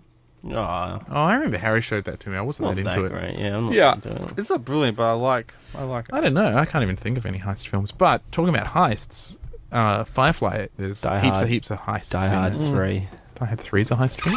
Yep. No. It's big It's a space terror. Space freak out. Put you on space In on Firefly, occasion. they do Is it heaps because of you were great worried heists. that if you go into space, you'll freak you'll out? freak out? That's what No. it is, isn't it? No, Does it's it- the does it make opposite. you- I'm like, I'm in space. I'm being awesome. I want a movie. You are in space being all... Yeah. I think it's because That's what- you're worried. It's Right, opening up, Fred, you up to answer my what question. you feel is going to happen. What other films are like Star Wars where it's like, That's his question. yeah, What other films are like Star Wars? yeah. What do you mean? Well, like All the what? other like directed by George space Lucas. films are like, you know, there's E.T. when it's just like one alien on a planet. It's like, You mean like a, It's nothing like Star Wars. no, but they're like kind of sci-fi. you mean kind of- one But like Star Wars, I guess, isn't sci-fi because it's sort of set in a normal world. They're not trying to wow like a us big with- space opera? Is that what you mean? yeah. Like, There's nothing. Why isn't everyone trying to rip off Star Wars? I'm sure in that decade there were lots of B-movie knockoffs. What about that one with Edward Norton where there were dragons? You liked that. I saw that at the cinema. Where they had to triangulate the dragon's position. Yeah. Oh, yeah. We all went and saw it, didn't we? And they were doing the play of Star Oh, it wasn't Wars. Edward Norton, it was No, Christian I didn't Bale. see it. Christian You guys. Bale and Matthew Yeah, they were doing a McConaughey. Star Wars play, Yeah, that's at the right. start. Start of that movie. Yeah, play with because they're telling stories. They're telling like a campsite or like a fireplace story to all the kids, and they're like, "Luke, I am your father." No, yeah, I can't even remember that bit of the movie. All I remember is dragons and triangulation. yeah. That's all I remember. The triangulating position And They like just skydive. Matthew McConaughey's abs being like, yeah. Yeah, that's all Matthew McConaughey is. Abs. McConaughey, But Christian in Bale. terms of no, Christian Bale is in it. Oh, I is think. he? Yeah, I think it's the two of them. Pretty similar. In Firefly, there's lots of heists in it, and one thing they do, And that's a space opera, but That's a that's space probably the only well, yeah, it's only like, thing we've had since yeah. Star Wars. But the way they set up the heists, and I really love the way they do it in that they'll intercut between them sitting around the table planning the heist and talking it through, and cut footage of them actually performing the heist, and them doing the heist is usually like nothing, but then everything goes to shit, and then they have to get out of it. Yeah. So usually by the time they finish talking through the heist, they're at the end of the heist, they're about to walk out, and then boom, something goes wrong. And then everything, or, they get back to the ship and then they realize something's happened. Or I really liked that. I think that's I love cool it. The whole format. show was so experimental. Like, it was almost everything. like the story was continuous, but the storytelling format was, every episode was different. Yeah. Which is like How I Met Your Mother. But do you guys watch that? I don't like No. that show. If you're interested in Too sentimental. just people just messing around storing shit, then you should watch How I Met Your Mother. But I was hoping the Avengers would be more like that. Where they'd like plan this, Yeah, make this yeah. plan. And the thing that's also good about the planning of the heist is that they make it really clear about what's supposed to be happening, so that when things go to crap or things deviate from that, But with the Avengers, it was just like there was no plan, and it was stupid. Captain America saved my life. I really think, I really will be interested to see over the next 10 years. It's going to take 10 years for people to realise that that's just not a good movie. And you're not the only one. I've seen other comic book fans just come out who are just come out and say, oh, I don't get it. They're obviously people are confident to, I think so everyone's scared of the reaction of Well, I got a caning. I came out publicly on the internet. on Twitter. On Twitter and a couple of other places on Facebook as well. And I was like, I didn't like it. I thought it was boring. And people took like great offense. And I was like, look, I went into it wanting to love it. I wish I had loved it. I wish I was like you and loved it. I'm not making some sort of call where I'm saying I'm smarter than you or cleverer than you or anything like that. I like big dumb films too. But this was just too dumb. Like, even for me. It just wasn't good, I wanted you to didn't like even it. like Transformers 2, did you? No. Well, There you go. But then it's like, well, I like Avengers was like the Transformers 2 of the movie. Well, I loved Iron Man, so it's not like I can't like these sorts of films, but there's got to be something in it. Yeah, but see, they won't take you seriously because they haven't seen the lead-up movies. But then my complaints are all the more valid in that I Did you don't see Iron want Man all 2? the introductions. Yeah. Okay. And I saw just saw Ang Lee's that. The Hulk, and I loved that. Yeah, but see, the people who like Avengers hate Ang Lee's Hulk, when I'm like, that's one of the better comic book movies there is. I thought that was awesome. Ang Lee's Hulk, Bryan Singer's Superman. I know. like all the duds. Yeah, I know. That's crazy. Oh, well. I love how they're like, this is the best comic film ever. I'm just like, what about, even if you're not a fan of Ang Lee's Hulk and Bryan Singer's Superman Returns, at least you've got to be a fan of Spider-Man 2 and X-Men 2. Like, they were amazing comic book films. Not even counting the DC Universe stuff. I guess I did, didn't I? That's what I said. Other than Bryan Singer's Superman. But Dark Knight, obviously, is amazing. And Batman Begins is alright. Yeah, but Dark Knight is like amazeball. It's The Wire in space, Fred. I don't know why you haven't seen Not it. in space, just in Gotham City. Oh, sorry, The it's Wire not with Gotham City. The Wire with Batman. You're giving away the ending where he's actually in a cryotube in space freaking out. Have you seen the 5th season of The Wire? No. Oh, God, it's like Batman. It's like Dark Knight. That is like Except Batman. without No. Batman. Superhero Rises, Fred. I can't believe you haven't seen it. I'm like, if I heard that in the 5th season of Wire that stuff gets crazy, I would be like, and I'd watched the previous 4 seasons, I'd be like, I gotta watch it. Even my mum was like, hold on. She's like, hang on to the your fifth mum season. is the... Oh, she hasn't watched the 5th either. No, she has. She was telling me because I was like, "Man, I'm sort of enjoying." She's like, "No, you have to keep watching to the 5th season." And the 5th season is the best season. It's just the build up, right? yeah. I mean, I can't do you know the remember. character? I have to What's the who's the dead man walking character? Omar. Omar. You know Omar? What is he in the 5th season? Do you know Omar? Yeah, he's in the first one, All right. and he's popped up in the second one. I'm like, "What? Omar's back." And what do you think of Omar so far? Oh, he's amazing. Yeah. He's just crazy. I didn't think he'd last like a few episodes. I thought he'd get gunned down.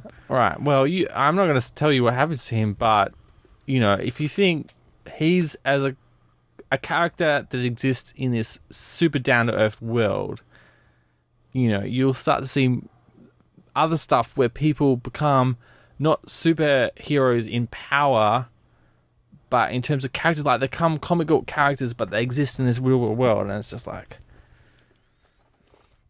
it's crazy. They're like legendary, and Well, that's what I enjoy about the Omar character is that he's like an urban legend. yeah, People are like, "Oh shit, Omar's coming!" and everyone like locks the doors, and he's just like walking around with a shotgun and a cigar, and it's like, what the fuck? But you could believe that there'd be someone like that in. Have you met his family? Yeah. No, I met in the first season. His gay lovers in it. Oh, okay. So you know he's gay. Yeah, they set that up like right away. I can't remember when that came in. Yeah, I think that's like in the first time you see him or the second time you see him. Talking about another TV series. Community. No, Are we going to talk about that now? Well, neither of us have watched Community, but if you want to do a Community rant, go for it. We'll take 5. Oh, you guys haven't even watched it. No. Okay, so the showrunner's been fired. He found out when he hopped off an aeroplane. Yeah, and you read that. He was he was He like the didn't know. last person to know. They'd even done a PR announcement, Yeah. and he found out Yeah. by like a text message or some shit. Hmm. Nobody called him. Nobody warned him. Well, he's not like the showrunner, as if Isn't he? he's the creator. Like it's like he's thought he the was George showrunner. Lucas. Like obviously George Lucas didn't write every episode of Star Wars, but What's a showrunner? well, that's what they just call for the guy who runs the show. Oh, okay. So he has he signs off on everything, right? He's got Yeah. like creative control. Oh, okay. So he might not be writing every episode, but he can like veto anything, or Yeah. he's like, this episode needs to be about this because we're heading here, or this season's going to be about this, and so they're in charge of making the show. Because essentially. I mean the thing about channels like this, it's an NBC show, channels like that, and it's made by Sony, but they're so fickle about that they don't let them make. They don't let them make more than a certain amount of episodes, write a certain amount of episodes ahead, because they might want to change something according to ratings. You know what I mean? Like I think the BBC, like The Office. Right. They got to write all of The Office, all 6 episodes, before they even start shooting, so they have a complete picture before they even go into production. With American TV, I mean, HBO and Breaking Bad is probably different, but everything else, it's, those shows, it's like that, where... it's a tight schedule, right? Yeah. And they got to respect. And I don't think it's just because of the amount of episodes. It's they don't even, contractually, they're not allowed to work ahead because they're going to be told by someone above them who's an idiot, as we've all seen, that they can't do that, or we're going to change something, we want to fire this actor, and so you have to write that character out. Or So how do you feel about it? I mean, Well, in terms of creator rights, in terms of Community is artists' rights. I've said for a long time that it's the closest thing we have to the Arrested Development, and since then a new show called The New Girl's come along, which is really good, but it's kind of frustrating because I mean you like The Office, or what you've seen, you like the US Office, which is an NBC show. Yeah, sure, yeah. Where they, I thought they did they're a good allowed to job. create a comedy without a laugh track, Yeah. It's funny. But that, they just won't stop. They just keep making that. And it's just got They sure as preposterous. fuck won't stop, no. It's just absolutely off the rails. It's, the only reason you go in is you hope there'll be one laugh. You watch the 20-minute episode hoping there'll be one laugh to make it worthwhile. And you don't care about the story at all anymore. So sad. But that's one of the things I appreciate about shows. And that's what I think what's going to happen with Community. Now there's not the guy who said, hey, I've got a plan for 6 seasons in a movie. Going back to Community. 6 seasons in a movie. Why a movie? But why did he ever expect to get that from NBC? He's crazy. He's a nutter. But having got... This is the thing. Now, in this modern world, right, he's got so much Twitter cred, right? He could put a Kickstarter up. Yeah, he could just and do say, it. I want to do a show where I have complete creative control. He will get $10 million like that. And that's not that much money. But he can go make the kind of... you guys don't watch Community... But the kind of shows he make are like stuff that you could do with just a group of creative people. You know, just hire out a studio space and they're creative and they'll go and you can make this movie, you know? Yeah, I mean, if he's got that many people... But that's, I mean, the thing that I find most strange about it all I mean, is that I bet you that one of the reasons he got fired was because he didn't get along with Chevy Chase, who's the name actor in the show. Right, it's got something to do with Chevy Chase. I'm sure of it, right? You heard it here first. Yeah. Chevy Chase conspiracy theory. Have you heard about the Chevy Let people Chase? know. Do you know about the Chevy Chase Controversy? Sorry, my tongue is stuffed, so I can't speak properly. Chevy Chase conspiracy. The Chevy Chase community conspiracy? Yeah, right. What happened was I haven't. they had a big argument. He and Dan Harmon, the creator who we're talking about, and Hamon Chevy means Chase had a Pork, doesn't it? pun. Hamon is Spanish for pork. Come on. Jamon. Sorry, Okay. just... Dan Pork. They had a falling out, and Chevy Chase wrote him, sent him an abusive voicemail.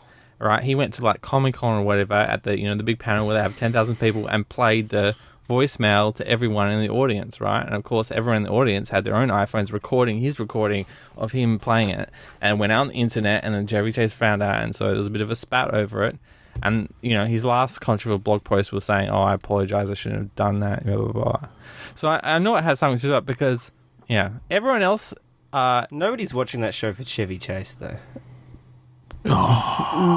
Right, but I bet he has the most negotiating power because the other actors, we only know of them because, there's Chan, whatever his name is. No, I don't know. He's the guy from The Hangover. But everyone else in that film, Senior Chan, yeah.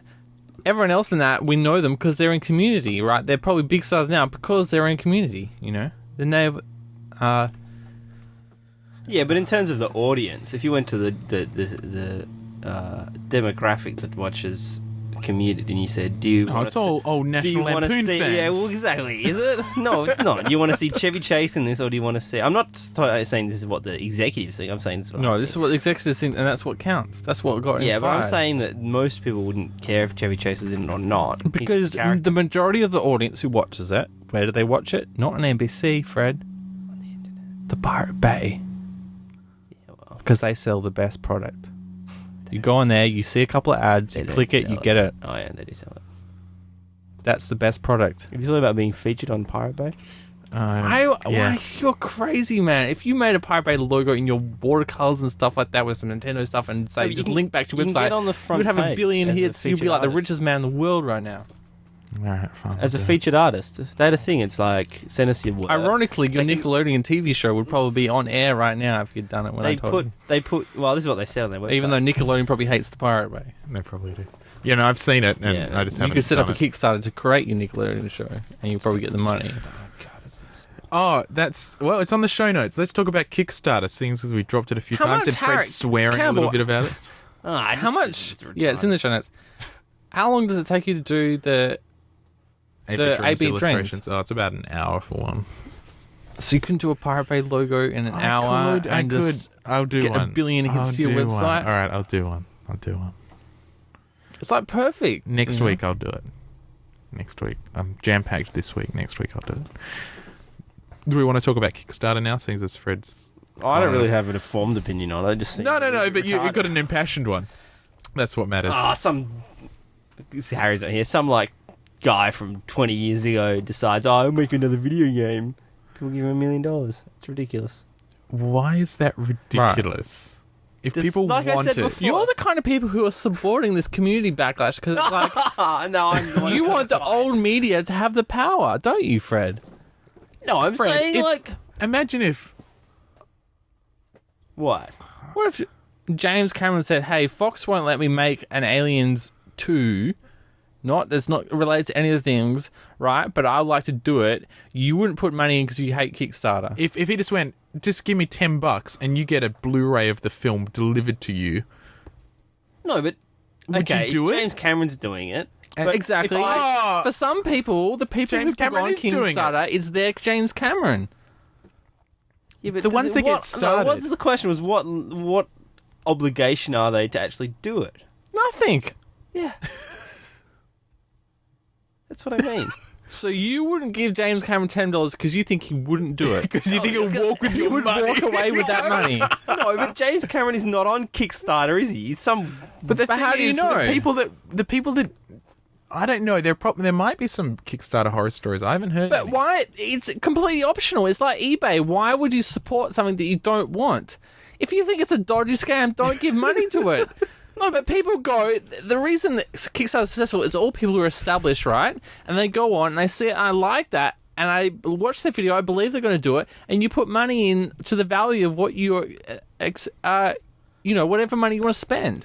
So I bet don't you? It might just be a bit of a fad. 5 years? Do you think it'll have the same? I think it's volume gonna. of I think it's people? gonna change the way. If it was completely new media works. open-ended, right, it could be a disaster because anyone would go on and put money in, right? But Kickstarter actually, you submit an idea and Kickstarter says it's because it's their reputation as well that's being risked.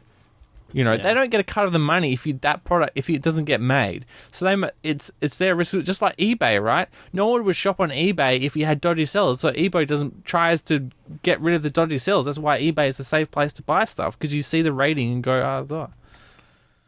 You know, it's what you trust. But I've backed one project so far and I've got a product out of it. How many have you backed? nothing, and you got nothing out of it. Yeah, and that's what I life risk is. If you nothing.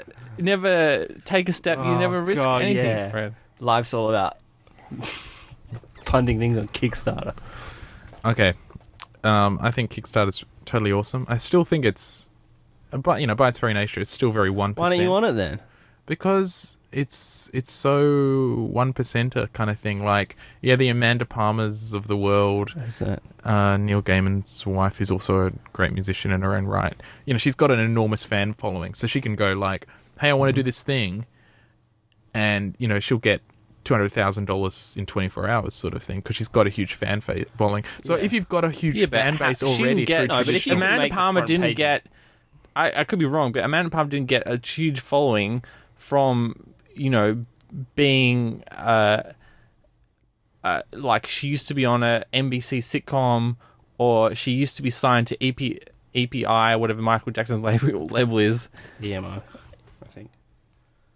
you're saying she did or she didn't? No, she built that reputation online doing the hard yards. Look, yeah, she did. I'm not saying that. I'm not saying that. This is why I'm trying to encourage you to the Pirate Bay thing, because you're building, like, whenever you link to the Jimish Fem page, right, to listen live to the D&D, right, I get more hits from that than I do other sources, because and I've only just noticed this recently, because you're obviously building a following, and so people are subscribed to campbellwhite.com or your Twitter feed, and it's starting to build up, and it's what you're building your cred.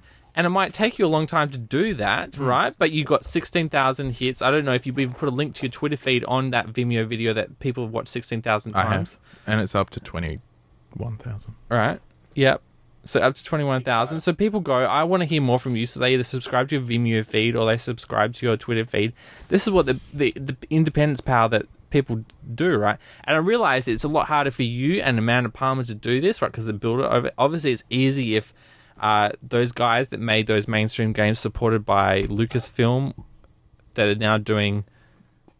I don't know. Ask Harry. They did the LucasArts games, but they're now doing their own adventure games now, and so everyone knows them, so now they instantly get that money. Oh, look, I think Kickstarter's great, and I think only good things can come from it. But I think, we see these big successes, and, they are from people who've been established oftentimes through old media. But and that's fine. It doesn't help you doesn't help you. You can't use Kickstarter and do no work and expect it to come successful. No. It's the people who are putting all work in all the time, and they don't get signed to some big media conglomerate that's owned by some corporation in France. It's like the top 9%. Then, if you know what I mean. So you're basically saying, Well, and it also depends you how need to big be your... so big that you're just not big enough to get proper sponsorship. But what happens, right? The cool thing about Kickstarter is because as Kickstarter gets popular, people bookmark Kickstarter.com. Yeah. And they like the stuff that's come from it. They go there and they see, oh, this is closing in 1 hour. So we're starting to see Kickstarter projects that get the boost in the last couple of hours of their project. Well, things either tend to get funded in the first 24 or the last 24 hours. Right. So it doesn't matter how long you run your campaign for. It could run for 3 weeks or a month or 6 months or whatever. Was Arduino a Kickstarter project? What? We don't have Kickstarter in Australia. We've got... I've seen one Kickstarter Australian project get farted, but get farted. Get started. But that I assume because I think Kickstarter at the moment is Australian only. In Australia, you can use the service called Possible, which a lot of my film friends and stuff are using. But I don't think I've seen a single successful project for Possible. And I've backed quite a few. Thomas Ford, the musician. Did it Possible? Yeah. And it was successful? Yep. Yeah, but I mean, he's been Has he improved pushing... since the gig we I don't saw know what he years does ago? anymore. I follow him on Twitter. I haven't listened to any of his music. He's pretty abusive on Twitter. He's pretty cool. I like that was quite a few years ago, and he's been pushing. He was big on MySpace and stuff, and obviously MySpace because he's on Twitter. But that was probably one of the best live show experiences I've ever had. Like, definitely the most memorable. Definitely the most memorable It was so live real. show experiences. It was him. He almost got glassed. Someone hurled that pint at him, remember? Yeah. He had to dodge a fucking pint glass. Wrong. There were like a dozen people there, right? Yeah. It was like that the was awesome. Viper Room or something. No, Black Betty. Was it Which Black still Betty's? exists, I think. Yeah. It may not have been called Black Betty's when we went. No, it wasn't Black Betty's, because Black Betty's is a different one. This was the... No, it wasn't. It was the Black same Office? building, though, Oh, was it? that Black Betty's is. I don't know if it was called Black No, Betty's. it was totally Black Betty's. It was called No, it Black was the Betty's post on my office. 21st, It was the though. post office. Yeah, it was before it was the post office. It was the post office. Anyway, great show, Thomas Ford. If you're listening, I've got you on Twitter. I might give you a shout out. Yeah. Night we'll never forget. Why were we there? Wasn't Alex supporting it? Yeah, I think Alex was playing as well, wasn't he? Yeah, maybe. But they were like... I think They're- I don't they're think we a would have band gone though. name, I think it was just because we went out every Wednesday night anyway, and we decided to go there rather than Scotsman because Alex was there, and then we were like, "Well, who's this guy?" That was awesome. God, the heat he was radiating, remember? You could feel it. It was terrifying. His neck crashed. Yeah, but it didn't Yeah. really. That was the show, wasn't it? It may have No, been. it was not. I've only seen one other time, and he was like at some gig where he just played in the middle of the crowd, like. Like Dan Deacon. Yeah, Dan. Oh yeah, maybe he was supporting Dan Deacon. Yeah, we I can't saw him remember. at Dan Deacon. Oh, did you leave? I saw Dan. Oh, no, Deacon. it wasn't Dan Deacon. It was of Montreal. He did the post-show gig after of Montreal at Beck's Music Box. And it was a similar sort of thing. What? People are throwing bottles in at Beck's Music Box. No, I but find his that hard to performance believe. was similar. his computer He was crashed. like, oh, yeah, here's some fat bass coming at you. He's like, yeah, you guys are loving that. You're all pilling. You're loving it. He's like, now I'm going to fade it away with some speech sounds. And then it's back. And everyone around me is going, he's just fucking poofed. He's going, come on, you office cunts, come on.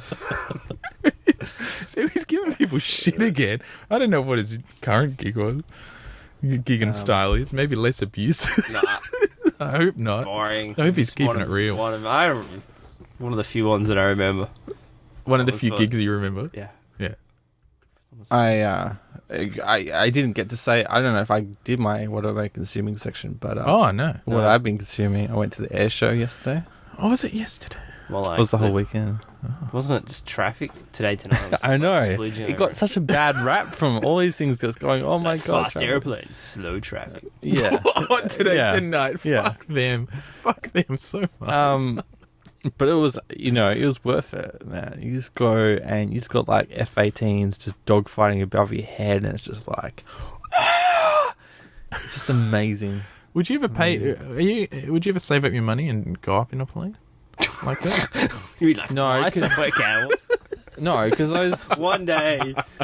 Have you Dreams seen? Big James. No, like what Have you you did with seen your how hard granddad.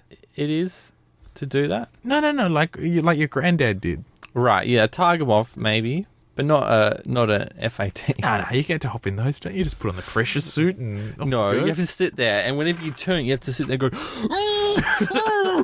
keep the blood in your head to stop from passing out. Pressure suits for. Pardon? That's what the No, pressure. even with the pressure suit, you do that. Haven't you seen the Blue Angels movie? Oh yeah, what did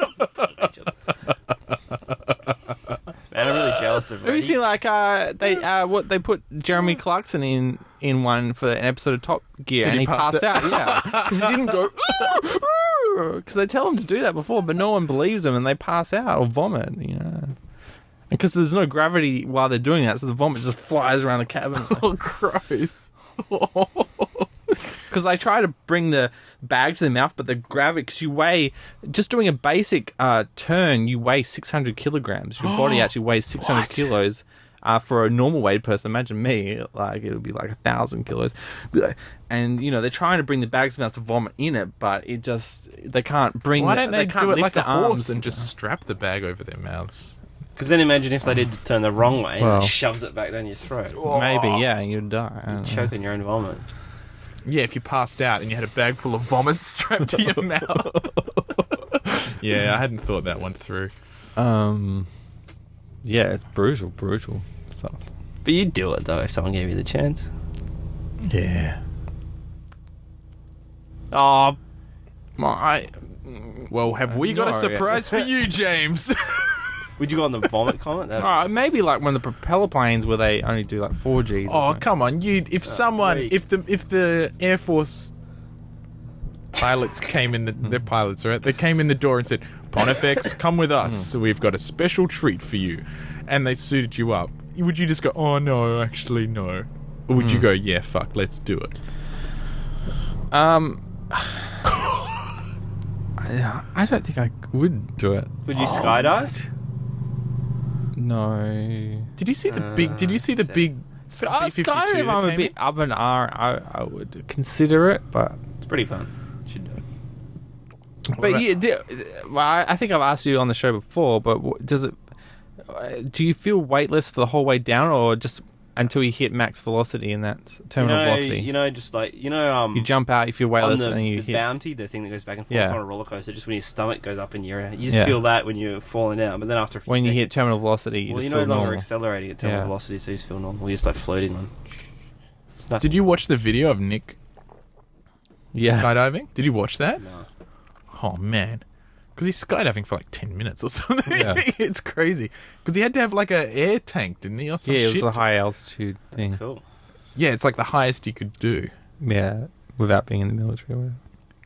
It's pretty mental, like how long it goes for. I was watching it, and there's a wicked rap. There's this New Zealand rap that goes over the top of it.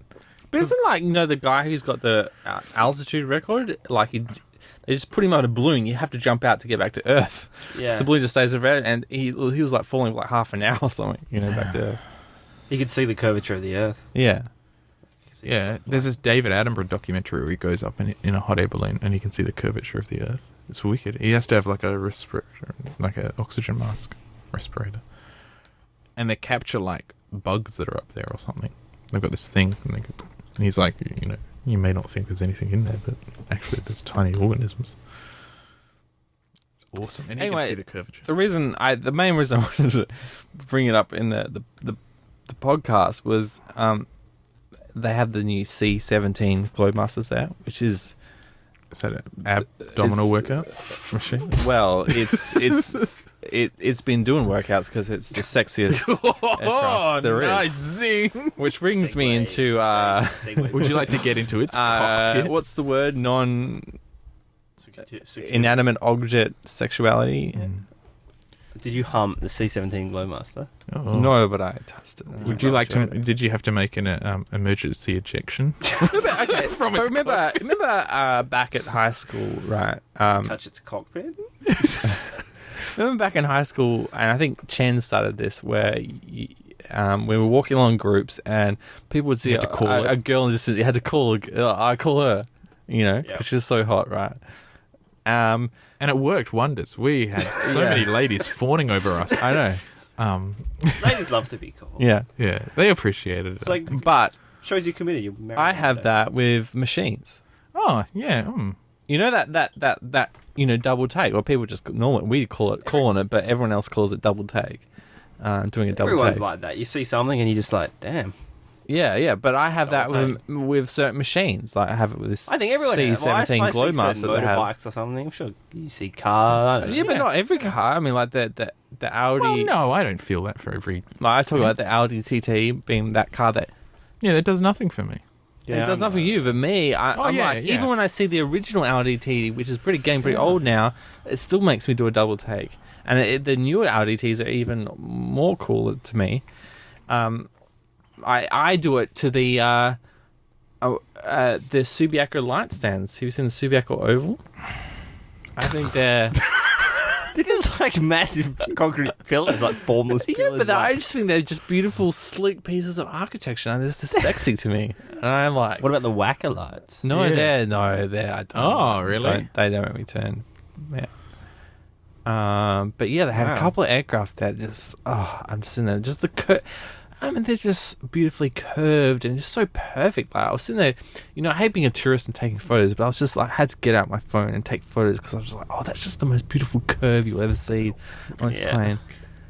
Put I don't it know in- if you put it- guys ever have this kind of put it in spank bang. Look, some pieces of design do that for me as well. Where you just think that's That's the incredible. That's But I mean, did a I'm good job. talking like a sexual thing, yeah. I don't think I. There's Feel pieces that. of architecture I feel, I feel this with some You of the gotta- aircraft that was there as well. But you feel like it's so immense that you feel like you're just having this out of body experience, right? And that's not really a sexual thing. That's like when you're near the Sydney Harbour Bridge and you don't really appreciate how big it is, but when you get there, That's it's not pretty big. sexual. No, that's not sexual. Exactly. But you're saying there are there's sexual. two separate things. Oh, okay, so There's you're saying architecture some where you're in the things- presence of something and you feel a bit overwhelming.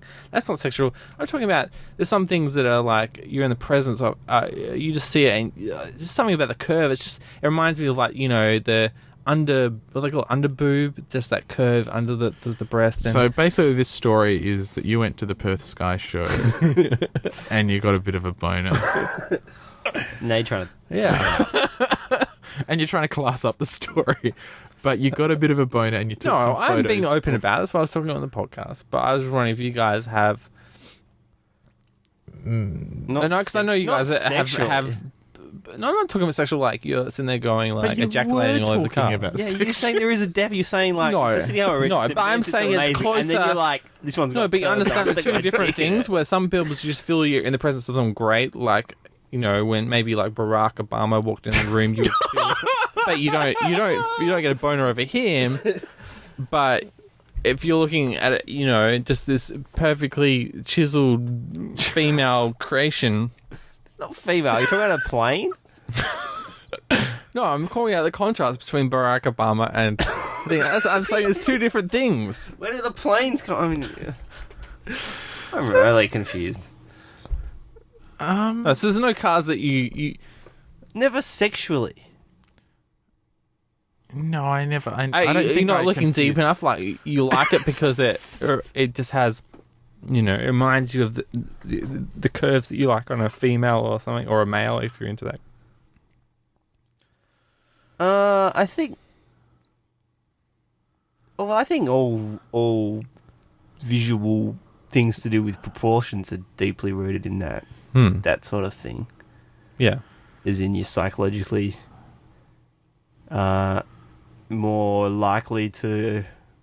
We've got some ideal body shape, right? And that's got proportions and curves and angles in it. So if you see them in other things, then you will like that object. Yeah. I mean, I think you're talking about almost a H.R. Geiger sort of fetishism of object. No, but you're saying it's reminding you of female body parts? Or you're just like... Yeah, like I have that fetishizing the same plane? reaction to seeing that Underboob. perfect underboob. No, but Not why just underboob. I'm not, just any like amazing curve of like a female body. Like So curves. I'm just talking about the difference between like the presence of something, because I don't want to distinguish it, because I know you guys. Oh, you see an amazing building, you feel like overwhelmed, maybe, or the size, or it's the way it interacts with things. Ooh, I think that's fine. We all have that reaction, but do you have a, because these I don't think these. Do you show us an example? The thing about planes is, yeah, where are these pics? Where are these hot pictures of planes? The type, model types? Yeah. No, he took photos of it. Yeah, but I can't. Oh, the photos are terrible. now. They don't do justice. You have to be in the show presence. us, yeah, but of show us, just so I got some general idea. Yeah. It's like saying, I had sex with this really beautiful woman, I took all these photos, but I won't show you the photos of her being naked and gorgeous, because they're not the same. Well, we understand it's not the same, but there's a sort of similarity. There's a great TED Talk, and I can't remember who it was by, about beauty, aesthetic beauty. And this guy's a what is he? Industrial designer, and he's talking about how beauty is something that's felt, not thought, I guess. It's like, it's not an intellectual experience. When you see something beautiful, you feel it like in your chest, and it's something that you know as soon as you see it when it's beautiful, and you go, whether it's a bottle or a glass or a fridge. It's like that. You need to watch this feeling. talk then, where he talks about beauty being experienced Do you through mean the body. sexual, like you're attracted to it? Because I think I understand if you mean it's provocative. No, in that but sense. I'm not like you're talking like, I mean, a girl on the street that makes you do a double take, right? You're not really you're not really sexually attracted to that, because it's like you don't even know their personality and stuff like that. It's just you see it and you see beauty. Like, I think that's maybe what you're talking about. Okay. Yeah, Okay, so you're having some sort of... Yeah, but it's different to...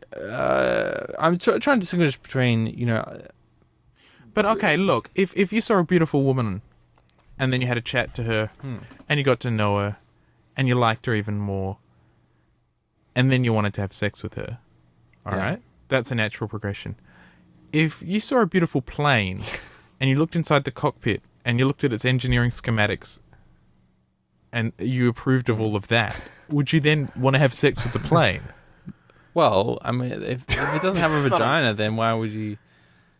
If it had... I mean, if they fit... No. I mean, if they install... Yeah, if they bolted a fleshlight into it, yes, maybe I would. No. Well, maybe. I don't know. So you wouldn't go up and fly in one of them, but you'd have sex with one? No, I would... James. No, I'm talking about different... All right. Okay, Show us this plane. Show us this plane. Okay, well, I'm setting you up, right? Okay, this is on the same day. Yeah, you're setting us up for this sure. girl I follow on Instagram posted this. This is her latest modelling shots. Right, you see some curves there. I realise she's not the most attractive woman in the world, but she's got the bits right hanging in the right places. You just see that and you're like, what's that? What was that? So for I mean, this isn't a visual medium. But just go search black and white underboob, and I'm sure you'll get some photos like that. Okay, maybe for our listeners back home, we could put up that picture or something so they know what we're I'll talking never about. remember Retweet it to. on the Fangin around. Yeah, just retweet it right now for people to see. No, it'd be weird. No, it wouldn't. Get people interested. I think. What are these kids talking about? Yeah, they know what we're talking about. Boom. They'll think we're talking about underboob, but no, we're talking about having sex And with see, my aeroplanes. photos don't do it justice. Okay, but this is a section of CC17 that I've angled out, but it's Let's see. it's just sort of it doesn't really do it justice because it's what that reaction, friend. What are you talking? I don't think. It's just those curves against the sky. You don't. Nah. I like the I first don't- picture a little more. I don't think they are. That gave See, me this a is why I bit more shouldn't of give a you a picture, reaction. because you have to put it in your imagination, because you're sitting there judging the picture, not the actual subject matter. No, there's no bits on a plane like that are even vaguely female. I'm Like imagining in cars, cars, like Ferraris are supposed to be designed so that they have like a waist and hips, right? No, look, I'm So imagining. that's a form that's sort of. I can applicable. imagine parts of a fighter jet that have. No, this isn't even feminine fighter. bits. This is a cargo plane. Well, I'm imagining, you're saying imagine a sexy plane. I'm imagining, I'm mean, thinking you Top can Gun. see the- I'm thinking the planes. I'm thinking, oh yeah, there's bits of the With the engine connects, and you fuselage. see the this is where the that's- wheels come in. You can see the curve of the wing, how the wing goes. Yeah, I'm imagining where the where the it's wing nice, meets the though, but I don't where think the it's- wing meets the. I don't see it as sexual. Yeah, I can It doesn't see. make me think of a woman. But look, each to their own. Fred likes motorbikes. James likes planes. I like underboob. Oh, you're trying to position yourself as like the Yeah. classy one. I'm not. I'm not at all. The other thing I wanted to ask you guys both have I don't know if it's technically or not, but kind of like de facto partners. You've been with them so long that I think in the olden days, technically they are de facto. if you had grown up 30 years ago, you would have married them. Yes. Do you call girls now? Do you say I call her when you see a hot girl? No, I stopped that a long time ago. So you don't see a girl now and go, oh. What, I'm walking in line with Zoe. kind of feelings? And a whole girl was like, No, it doesn't have to be Zoe. Mine. Okay, well, you're an artist, right? If you were writing an erotic female character, do you always have to put Liz in that character, or you feel comfortable using other sources of inspiration?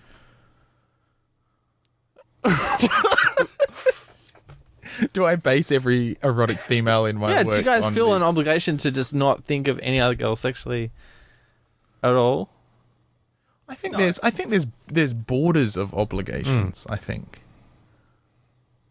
Yeah. Yeah, I would agree. I think there's, and I think they're difficult to define, but I have an internal moral compass that sort of guides me. So yes, there are things that I would think inappropriate to think. Yeah. No, I get when when I get a crush on a girl, I just don't really think of other girls. But I mean, I don't know Elizabeth Yeah, well I suppose enough, it but is. I know Zoe and girls. If she was a fan of Twilight, she's going to see those Yeah, but abs. that's the thing, because she's more open about celebrities, at least. Whereas when you have a tug over Kim Kardashian's latest cleavage shot, you do that in private, right? For example, Zoe... So would she get angry if she found out that you liked another girl other than her? no, but depends... Does she have double standards? Like it's okay for her to define like, you know? like Look at- coo over someone. You know, she coos over. I don't know the names of these guys that Because are I in think Twilight. there's differences between real people and celebrities, because celebrities are just celebrities. They're not Oh, okay, even real. celebrities. Can you fantasize about a female Yeah. celebrity? I think that is less troublesome than a real person. If Right. you're fantasizing about the girl down Well, the street I'm and saying you're in a relationship, it's a yeah, bit but not okay, really but I'm quite- saying if it's a movie a girl on the star, it's not street you real. don't know, so You don't really know a movie star. there might as well be a movie star. No, we were talking No, about the it's other very day different. of... It's very different. I think it's of very Friends. Yeah, But I think with celebrities, they take the place of, they're almost fictional characters. exactly. It might as well be saying, "Oh, I've got a crush on Iron Man." It's just as abstract. So do you guys have any crushes that you can openly admit right now, and you don't feel comfortable about your lady friends listening to this? But I don't think I really have celebrity crushes. I used to, like in high school and primary school, I had celebrity crushes. Where you'd think, "Oh, No, but not just celebrities, like characters, like maybe a character from Game of Thrones or something like that. really? They're all pretty." I had a crush on repulsive. Alison Brie from Community. As as in, Going out. Not really a crush. Annie? That's too strong. Who's this? I don't know. It's a bit of a convoluted or the thing. girl from Mad Men. Oh, see, it's all mixed up. See, that's So why you're it's more, almost... you have that's a why crush it's more on the almost- personality, the person, not the actor, not the character. But then she's an actor who plays different... She's an actor, so it's a bit like... What's her name? Alison Brie, she's Pete Campbell's wife in Mad Men, and she's the young girl in Community. She's not amazingly... She's not... There's something Amazingly though. stunning. No, but She's got it's, that it's bubbly I like the personality, character, big yeah. breasts. Yeah. Yeah, brunette. I like brunettes. Yeah. So I like her, but like you said, it's like half Pete Campbell's wife, half her, half... I don't know. I've never met Alison Brie, so I don't know. But you get the feeling that she chose her to role. She must be pretty cool in real life. Yeah, exactly. Exactly. Oh, I see. Um... Yeah. There's some couples that have this thing they call the 3. Is that what you're talking about? Was it on Friends? We're talking about that. no. What's What's the this? 3? I think it's off Friends. Zoe claims it's not, but so you're allowed to. You pick 3 celebrities. Oh, it's that You idea. can bang, yeah. I didn't realize you got 3. I thought there was 1. Oh, okay. 3. Well, that's kind of where do you stop? All then? right. No, just So, I thought it was So you- 1. This is like some sort of glorious so bounty would to you me. name? Could you guys name 1 or 3? Well, the idea, sorry to elaborate, it was a celebrity. Like if you're in a monogamous relationship, this is the concept. Yeah. If you're in a monogamous relationship, you could nominate a celebrity who if the opportunity arose, because it's completely ludicrous. Yeah. If the opportunity arose, you would be allowed to sleep with Have that a free person. pass. Free Yeah. pass to sleep with that person Yeah. without any ramification. Mm. And some couples openly talk about this thing. Yeah, Zoe Okay, quite right. but would Couldn't you? hit Okay, anyone. so if you guys were given this opportunity, right? Would you think about someone that you would personally prefer, or someone that you would think your partner would enjoy the conversation of, like the post-op conversation, wrap-up. saying, "I want to know what it was like." No, I'm not having sex with someone, so to talk about it later. Aren't you? Well, just Like, bragging, so right? you completely ignore her wanting to have a- her opinions of who you should sleep with. You would just pick purely who you want. Oh, that's selfish, Fred. That's not what. Well, you think this I is should all try about. and sleep with someone to talk about it with her later? Yeah, That's but the whole point. It's supposed to be No, but fully girls have these act. curiosities, like what's that So what, girl you think like? I should- So, Yeah, say so like I want the to. guy of Twilight, I because wanna she'd want to bang- know. no, but she might The want to person know of what Pretty Little Kirsten Liars. Stewart's like because she's the one. Well, then she can have Kirsten Stewart as her own like 3. Right. So you pick purely selfishly just who you would want. Yeah, well that's the point. Okay. No, but some Unless you've guys got a might little want bit of to. probably Some guys sensible, want to right? dull the Thinking a bunch blow of by porn stars. saying, "I would pick someone that you would be interested to know what they're like in the sack." That's not the point of the exercise. To be accommodating. I don't think anyway. I think that it's just what you want. So could you guys pick one? Well, we just talked before. There's no celebrities. No, Around okay. the- if you'd could asked it be me a in high character? Though? school, Could it be a character? Oh, it's even more unlikely. So if you want to throw away one of them, yeah. So you can be like, what's the hot girl in Game of Thrones? Targaryen? Blondie. Princess Targaryen? Yeah. Could she of be one? Dragons? Even if you don't know the actor. You could say the actor. No, but she looks very different in real life. Well, you could get her to dress up. I don't know. Yeah. You could No, say so you're saying that the actor character. in a Game of Thrones role-playing scenario. Or Tyrion. You know. Oh, Tyrion Lannister. Yeah. He's wild. He might be. You never know. He's on the cover of Rolling Now Stone. that's something people would want to hear about. Yeah. Yeah, people would wonder. Are the rumors of the imp true? So you guys tell me. So you have. I haven't thought about it. Fred would pick someone completely selfishly. Would you consider someone that Liz would be more interested to hear about in the Do you think post game talk shakedown? Oh, I don't know. Yeah, I guess I would. Sorry, Fred. sell out? Because I mean, that's part of it. Is the bragging rights of doing it, right? If you had a celebrity, you wouldn't be able to talk about it. But if you can't talk about it with your partner, then Well, if it'd it's be kinda someone weird. No, but they've previously agreed to it. It's not like you go and you do it, and then you're like, hey, And then you're like, hey, that was one of my 3. I Yeah, changed, by the way, I it was a changed 3. it, by the way. It's and- pre-agreed on. Yeah. Yeah. So you want to just So in the game, does your partner get to pick them? no, you pick No, them, you pick but them. they have to approve. I think that's Okay. that's the idea. Yeah, I think there has to be. I think there's veto power. Yeah. I mean, I wonder, has this game ever been played? This game of 3, with you either win or you die. They've played it on TV shows before. Yeah, but in real life, has I don't anyone know. played this game of 3? I Could be don't one of think those so. things. I think it's just Just do it, get it, and then just devote your life to it. Well, I reckon But if you Pontifex. wanted- I reckon Pontifex Okay, would reverse choose like a local ABC news presenter to be one of his 3. And just be like, oh yeah, she's always at the Queen's, and oh yeah. I reckon you totally would. You'd be, and your partner would be like, "What? You can pick anyone in the world?" You'd be like, "Yeah, this girl that I see all the time." Oh, I don't find people I don't know attractive. Like, But I think that's what Fred and I are saying as well. The majority, like Yeah. this notion of a celebrity crush or something. I think it's Exactly. So that's what I would want is who would create the best story from doing. so you'd probably do like Hulk Hogan or something. Yeah. That'd be pretty amazing for James. Yeah. To his wife. Both of them. They could be your 1, 2, and then Brooke Hogan 3. Who would you veto on your partner's list? I don't know. She doesn't have a list. How do you know? Have you asked? Oh, I haven't. Have you had this game? Well, you can't have a list if you haven't talked about it with your partner. Right. But who would Write you them on a Is piece of paper anyone- in a sealed envelope and then Is put it anyone that somewhere. you would then ve- pull the envelope out. Is anyone you would veto? Totally work. Is there anyone in the world I'd veto? Yeah. I'm sure there's plenty of people in the world I'd veto. But specific people, obviously, you might want to Hulk veto Hogan? everyone. We just talked- You would veto Hulk Hogan if she said, Why? "I want." Do you believe that she would pick Hulk Hogan and you would veto it? No, that's why I'm saying. That, you said, is there anyone in the world you'd veto? And I said, yes, there are people. He is, for example, one. I don't know. So Fred wouldn't veto Hulk Hogan. Zoe, if you're listening and you want to have sex with Hulk Hogan, Fred is A-okay with that. Well, now he's a bit desperate though. It's a tough one. Don't know.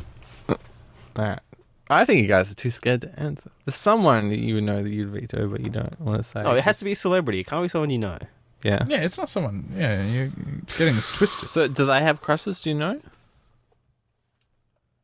I think Zoe likes Ryan Gosling. Alright, okay. Every That's lady fair likes enough. I wouldn't Ryan veto Gosling. him though. He seems like a nice guy. You wouldn't veto him? Yeah. Okay.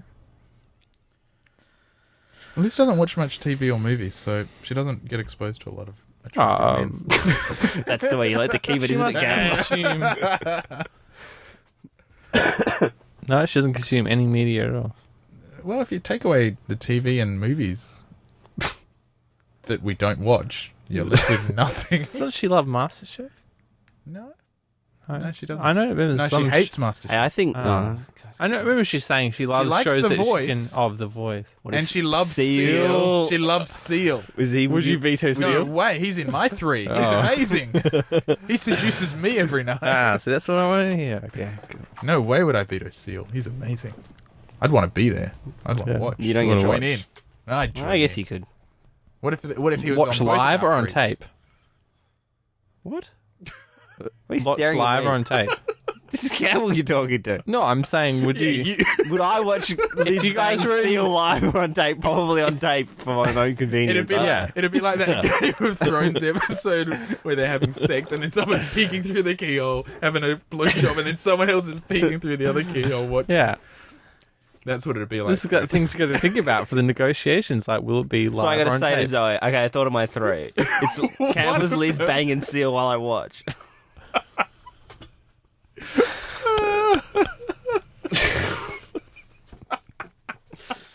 You would want to watch Campbell's Lady from Banks. No, but that seems to be what you're saying. No, here. he'd want to watch me watching No. them. Oh, Okay. Is it? Okay. If the condition of the deal was the other person had to watch, would you prefer it to be live or on tape? This is what Fangin around's all On about. tape. These questions. On tape, easily on tape. Tape, so you can 'Cause they watch it at your couldn't convenience. Yeah, You can edit, make You it a can little fast bit. forward, rewind. All right. Put some blooper back like bars Okay. on it. Oh man. I think this will be the best episode of Fangin ever. Once you get a lady friend, James, we'll ask you all sorts of. Yeah. Oh, I'm questions. looking forward to it. Just It's off It's air. never going to happen. Just though. off air for a moment. We're not off air. Oh. Need a mute button. Do you have a DVD copy of Serenity, the film, that I can borrow? No. Wink, wink. Oh, so I have to go actually get a DVD copy. Is it on iTunes? You can rent it. Oh, I guess I could pay Joss a couple of dollars. You guys could have won an Apple TV, one that entered the Cidercast. I thought we were giving it away tonight. Pardon? The Apple TV? Yeah, What Apple TV? How many listeners do we have? the Apple TV we've got to give away on the show tonight. Oh, you guys chipping in to give away an Apple TV? Oh, I thought We should were. chip in something. We should have a prize. Yeah, what could it be? A date with one of us. James. James. Yeah. We've lost our last listener. Oh no, come back! That's because I asked. I thought that was the They didn't want to most be exposed. insane conversation. Well, Campbell was They didn't distorting want a the bit. date. They didn't want to go on a date with James. Yeah. I lost him. Or it was the. Oh, they found out that we weren't giving away the Apple TV tonight. They went, what? I thought they were giving it away in Fangin. Click. I don't know what else on this Super list you mute. want to talk about. Anyway, Fred, going back to Kickstarter, just briefly, on the show notes, there's a link to a website which is like regretsy except for failed Kickstarters and shitty Kickstarters. Oh, That's yes, what I put your on there, list and is- that's why I wanted I you to wanna read see it, that. because it's full of all the shit that doesn't get sponsored. What were you complaining about being sad earlier in the show? Oh yeah, you feeling sad, Fred? No, you were complaining of something that was really sad earlier. Breaking Bad. First Breaking episode. Bad? Yeah. Oh, the first episode, yeah. Okay. This list is even sad. Oh, it's pretty tragic, actually. It's like Regretsy's kind of funny because the Because pictures are funny. but- doing the passionate things and not having a single bed. I know. It's actually, yeah, I could only look at the first page because, yeah, Regretsy's funny because there's a funny object and it's removed from a person, but this is always like someone going like, hey, I want to do stand-up comedy in New York and I've got this great thing about how I'm recovering from cancer and I'm just going through a divorce. And no one Doesn't sound very sponsors fun. it. I want to Kickstarter. I know. Well, nobody else did either. Exactly. You got to know the person. That's why the Kickstarters are good for people who are already established, proved that they're, worth, but they don't want to be owned by a freaking corporation, Yeah, I think it definitely has a potential to You know grow what something automatically enormous. downloaded the weekend that I haven't listened to? Tenacious D's new album. Oh, really? And apparently it's quite meta and it's about the failure of their previous album and the movie that tied in with it. Oh, really? Because did you guys even see the first album movie? was really Yeah, good. Yeah, I know. Pick But of then the Destiny. follow-up, Oh, I never watched it. what do they call it? The sophomore effort? Sophomore. But was that, Did you that was guys, tied in with did the you Pick of guys buy the Destiny? CD or watch the movie? Didn't I buy watched the the original movie. CD. You watched the movie? Mm. Did you I didn't enjoy it? like it. No. I watched it while I was high and I thought it was good. Yeah, but Yeah, everything's Everything's But I don't Yeah, remember no. what it was about. I can't remember it was about rocking really hard though. Yeah, I could have guessed that. But yeah, I haven't actually. It did, because I pre-ordered it and automatically downloaded the week, but I haven't actually listened to it. Did you kickstart it? All right, because they should have. oh, well, they're too established, but you need people to... No, they Not should have done. quite. They'd get more of a cut of the thing if they. Yeah, well, if that's the thing. Tenacious D on Kickstarter, they would get millions. Well, that's it, and they just walk with it. What I want to see is like people's breakdowns of Budget. budget breakdowns. Not because This is why I'm all like, no, well, you just give the stop, people shut money. up. Not because I'm suspicious of it, but because people are always like, oh look, if we get this tier of funding, we're going to do this as well. And this tier of funding, we're going to get this as well. What I want to know is how much is getting into their pockets, because that's what I want. I want people to get paid for their efforts, But so often these things, they're like, oh, if we get this tier of funding, we're going to do this awesome thing. And it's like, well, how much of that money's going on that thing instead of just going into your pockets to give you money to like pay the rent? Well, the problem with we were talking about people who aren't established yet. There's people that are putting up iOS app ideas, right? And they want to get funding, right? And they get publicity from some Apple blog that found it and said it's good, and so they get funded, right? But the people who run it don't have any idea about Apple's business, right? They don't realize. So when they were doing the budgets, right, they didn't. This is the first thing I would think of is that Apple takes a 30% cut of everything sold. So if you make a reward tier where you get the final product, right? They're offering it to you at the price, thinking they get the entire profit. But no, when you give it back to when you go to Apple, right? You basically have to gift it to them, right? And they take the 30% cut. That's the only way you can distribute it to their iPhones, right? With the right DRM, and they don't take that into account. And that's their stupid fault because it's so obvious. Like What, and has that killed some projects? Or is that like no, but bankrupted people? it just means that they don't make any money because they've spent all this time dealing On with R&D and gifting stuff. apps, because there's no Apple function that says automatically send this app to everyone, right? Businesses have that option, but that means that you have to you would have to set up a business where everyone who kickstarted you is, a part of your business. It's because that 30% also takes into account tax and all that kind of crap. Yeah. But it's cool, some of the, you look at some of the stuff that gets funded and it's like, it's quite incredible. Yeah, but I think I've heard about Kickstarter projects that haven't actually ended up making it because they didn't Do the they're budget newbies, properly. so they didn't do the budget properly because they didn't know how much things cost. I mean, I guess the thing that I That's get why I confused think it's about is bullshit. the tier reward system when they keep escalating it. But I guess it's like if you go, if we get another 10 grand, everyone gets a t-shirt. It's like, well, t-shirts, like if you're making 1,000 t-shirts, that cost fuck all, But it's all about taking out the middleman, right? See, if you're a studio and you make games, right, you go to a publisher, to distributor, and you have to pay them a huge chunk of your change. Right? If you're a studio now, you can make a game, right, get it funded by Kickstarter. You already know how much it costs because you made games before, right? So you know how much to take into account. And then when you go to distribute, well, everyone's already pre-ordered the game, so you don't have to worry about promoting as much because you know you're going to at least break even, and any promotion you do above that is going to be pure profit, to get other people who didn't hear about the Kickstarter. But a lot of Kickstarter is no, it's just buying a product unseen. yeah, I mean a lot of the Kickstarter is just basically a pre-order system. That's all it is. It's like, But it's a way pre-order system, and there's nothing, right? But okay, so I've talked about my one Kickstarter product I've actually received and enjoyed was the podcast LP, podcast LP, right? And it started off with a conversation on a podcast saying because they're a very meta podcast, so they talk about what they're doing on the podcast, right? And this guy came up and said, he's kind of a bit of the underdog because the podcast name doesn't even include him in the name.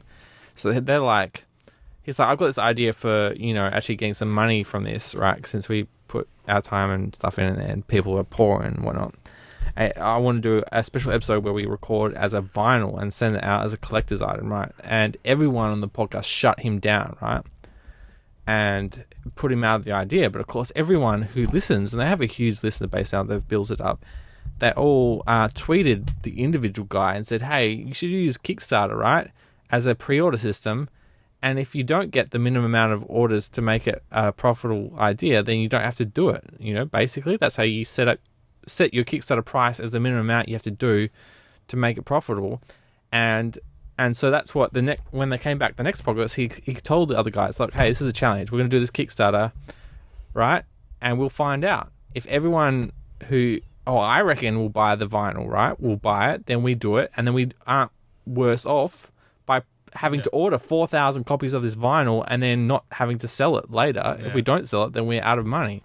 So now that's what happened. So he put it on Kickstarter basically as a glorified pre-order, and of course, they put up the minimum price to make it profitable for functional. So I didn't have to pay like $50 for the vinyl, and they didn't have to be out of pocket. They made 4,000 orders. They got 6,000 orders because everyone wanted it, and they made a profit from the extra 2,000 they didn't take account. And it's a safe way of making money. And because I didn't lose money if they didn't make the 4,000 orders. You get your money back.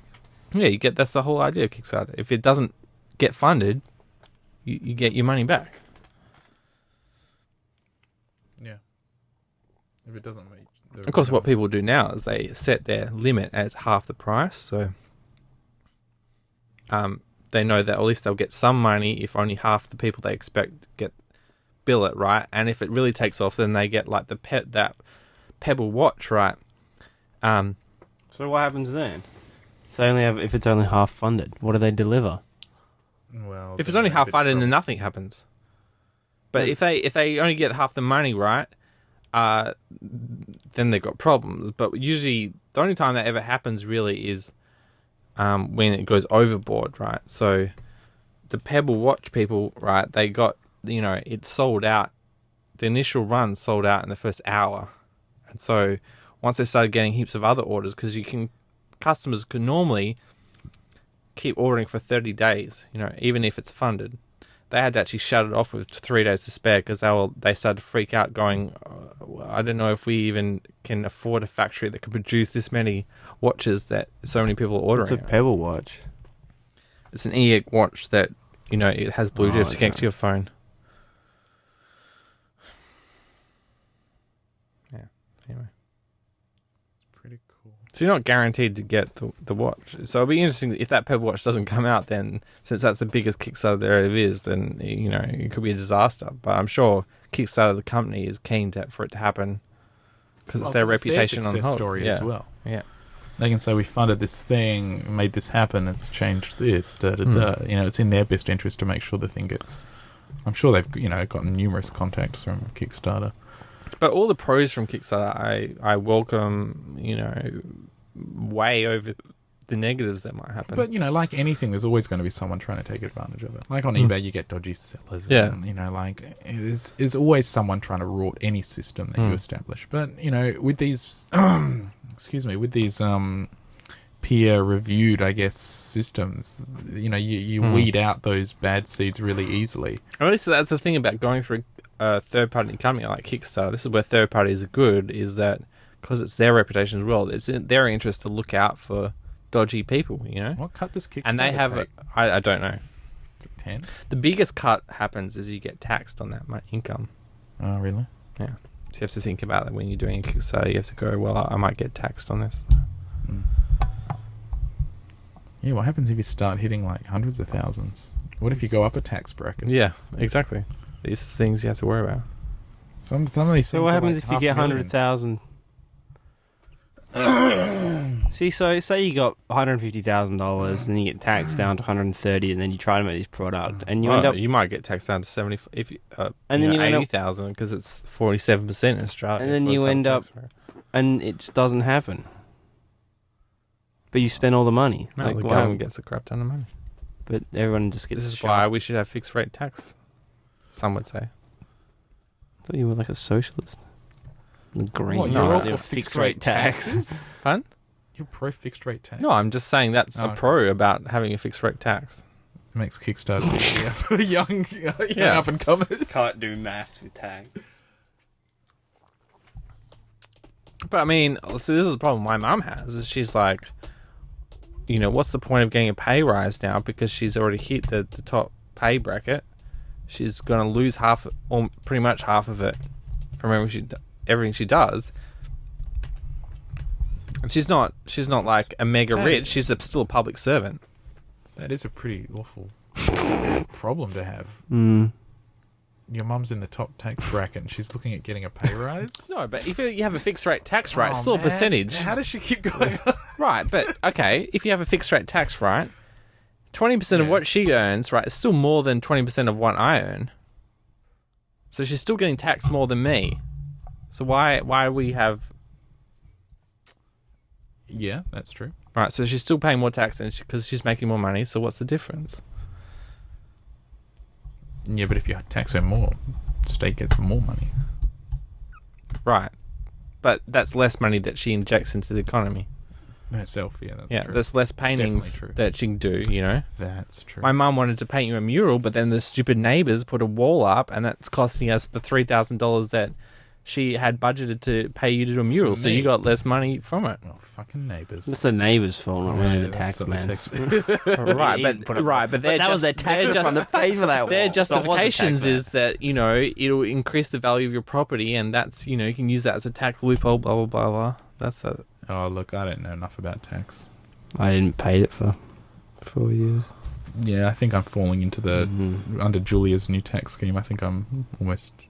Oh yeah, I mean, I enjoy it. I enjoy it because she's increased the tax rate threshold. I'm probably never going to hit it Threshold. in the Julia Gilead era. That's probably going to end soon. But Oh, Julia. Oh, there it is. Every episode, every podcast. We guarantee at least one Today Tonight style Julia accusation.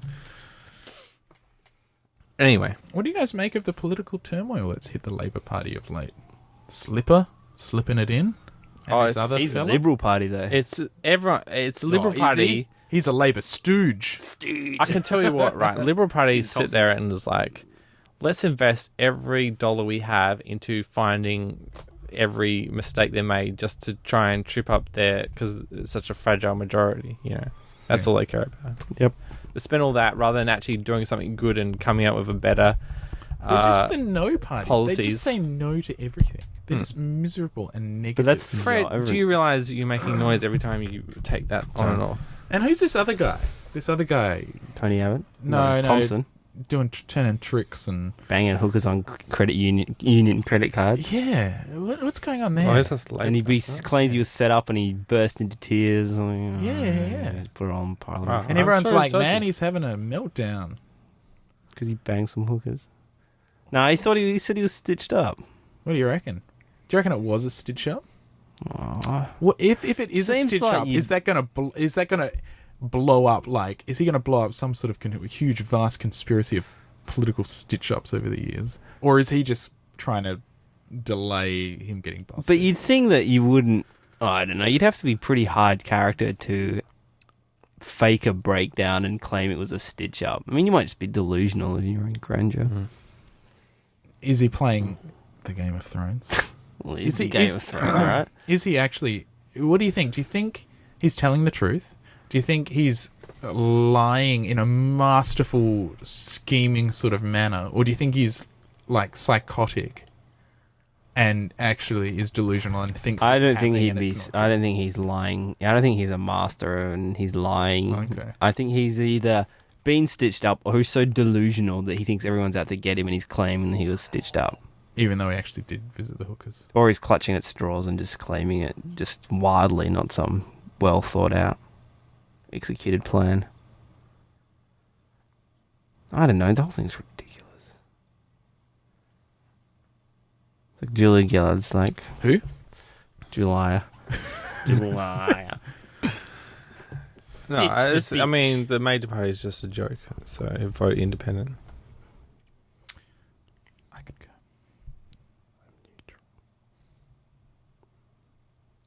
Representative government, man. That's where it's at. Like the Swiss. Word up. We should have a representative government and every male should over 18 should be issued an assault rifle.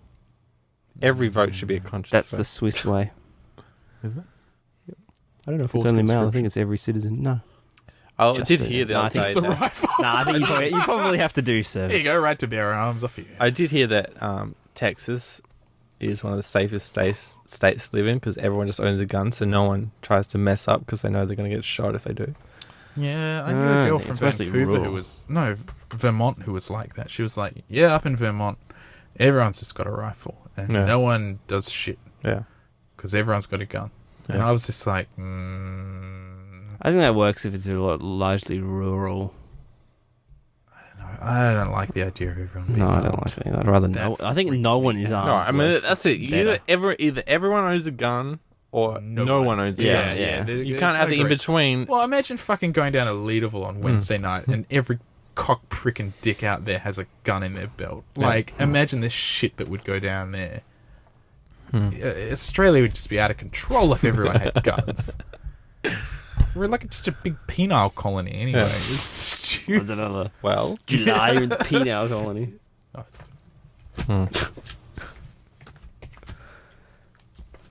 what time is it? You guys? 11.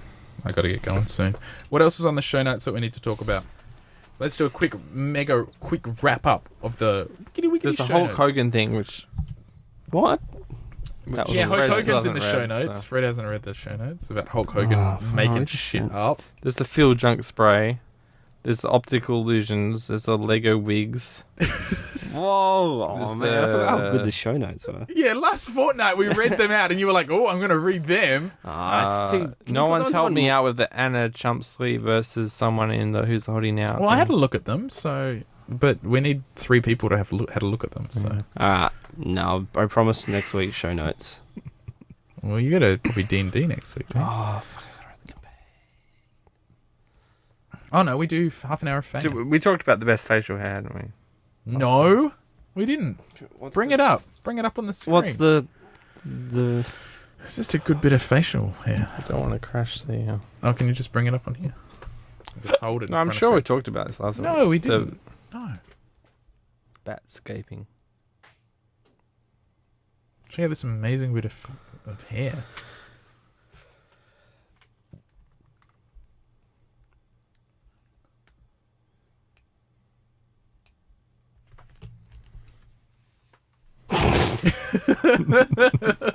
That's not real. Why not? Close does his beard grow to his lips?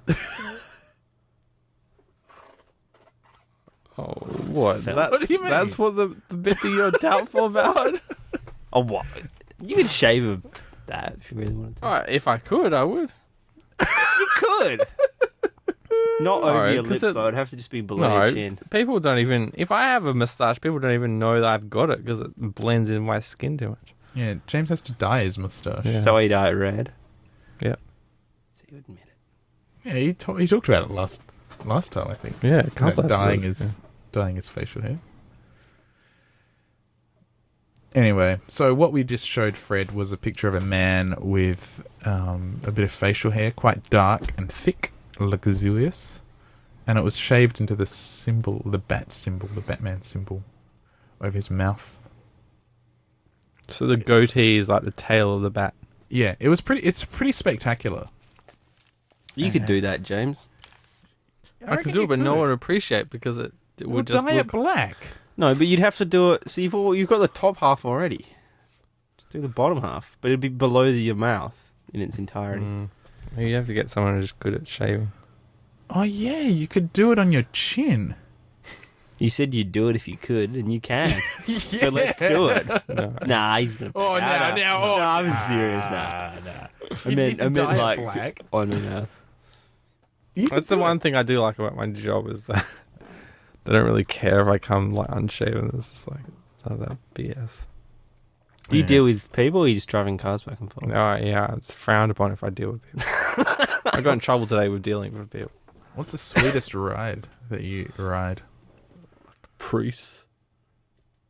A what? Crease. Oh. It's like a long wheelbase. Oh yeah. I guess we could talk about the Feel Drunk spray without reading the article. There's a spray, right? That well, I guess some scientists have made up, right? And the product is designed by Philip Stark, who's the... They didn't make it up, they made it. Right? Oh, it's a real product, Yeah. And he designed the spray of it, like the aerosol can kind of thing. And Philip Stark's one of the most famous designers in the world, other than like Jonathan Ive. And in fact, he was working on Steve Jobs' boat when he died. Philip Stark was he? Yeah. Oh, wow. And Is it going ahead, the boat? I think Just a so. curiosity? I hope so. But Is it sailing or motor? motor. It's one of those motor things that they still call Super yachts. yacht. Yeah. There's pictures out of that. If you Google Steve Jobs yacht, Philip Stark, you'll see a concept picture of it that looks like an Oral-B toothbrush. But Sounds great. all right, so it's a spray that you spray like a mouth spray, like for fresh breath, into your mouth, and you feel drunk for about 5 seconds, and you sober up. Like Nangs. Yeah, I guess like a Nang, Sounds a bit retarded. but it's like a commercial product because it's legal. Why? This goes back to our previous Fangin around conversation about the control, Oh, I knew this would come up again. having perfect control Glasses of your to tell you drunkenness. when to rub one out and when to take a dump and when to have another beer. Why? Okay, I don't know it comes why back you're to against. what's- I don't know why Fred's against this. The idea of having the perfect drunkenness. It's a dream, James. There's no such thing. It's a myth. You're chasing a myth. You can't be in the perfect state forever. Well, I mean, but planes can fly level, You're not a plane. right? You're a And they human go being. up, and they can go down, but they can fly level. Exactly. But Right. they- So what if you could get but James, a timer that worked out where you could fly level on alcohol? but they don't. They reach an equilibrium, right? Yeah. So Why things can't you go have back, that with things alcohol? go back to normal because your body just adapts. Right. Eventually, but you want it to happen when you're home, not while you're still at the pub having a party. Doesn't work, but you can do I can't believe you don't believe this exists as a scientist, Fred. No, I believe if you want to keep your blood alcohol level at 0.09, The answer would be drink, I don't know, 1.2 standard drinks an hour for Right, but many wouldn't hours. you like a little reminder service, like a Jarvis, like the Iron Man have, and just told you exactly what you needed? I just don't think it would be that hard. Just do it yourself. But do people do it historically? No. Because they don't have a little genie on their shoulder saying, do this, do that. What about if you have just, short bursts like this spray? Well, that sounds like it's pointless. Because it wouldn't be... I'd be very surprised if it's actually like you're drunk. As in, you're happy. And then what stage of drunkenness? You're It's slobbering probably your that words, perfect first feeling. thing, or like you're sort of just a bit of a buzz. Be like crack. People just do it all the time. Would that be better than just giving them alcohol, or you can drink alcohol? I think it'll be worse. No, I don't know. I'd imagine what chemical it is. Jeez. So we're going to wrap this up. Yep. Wiki, it's a wrap. It's been a good episode of the podcast. We need more topics like the three. More hypotheticals. More like How about you guys go away and think about the three in the next Fangin' Oh, round? well, you think about the three machines you'd fuck. Oh, that's easy for me. Let's hear it. Lay it down. No. Audi TT. I won't reveal. Well, you know two of C17 them. Globe You know Master. two of them. I'll reveal the third one. flashlight. When you guys I hope it's reveal... not these microphones. Yeah. Oh, it was when some you guys Apple reveal product. your three. Sticking a file. Okay.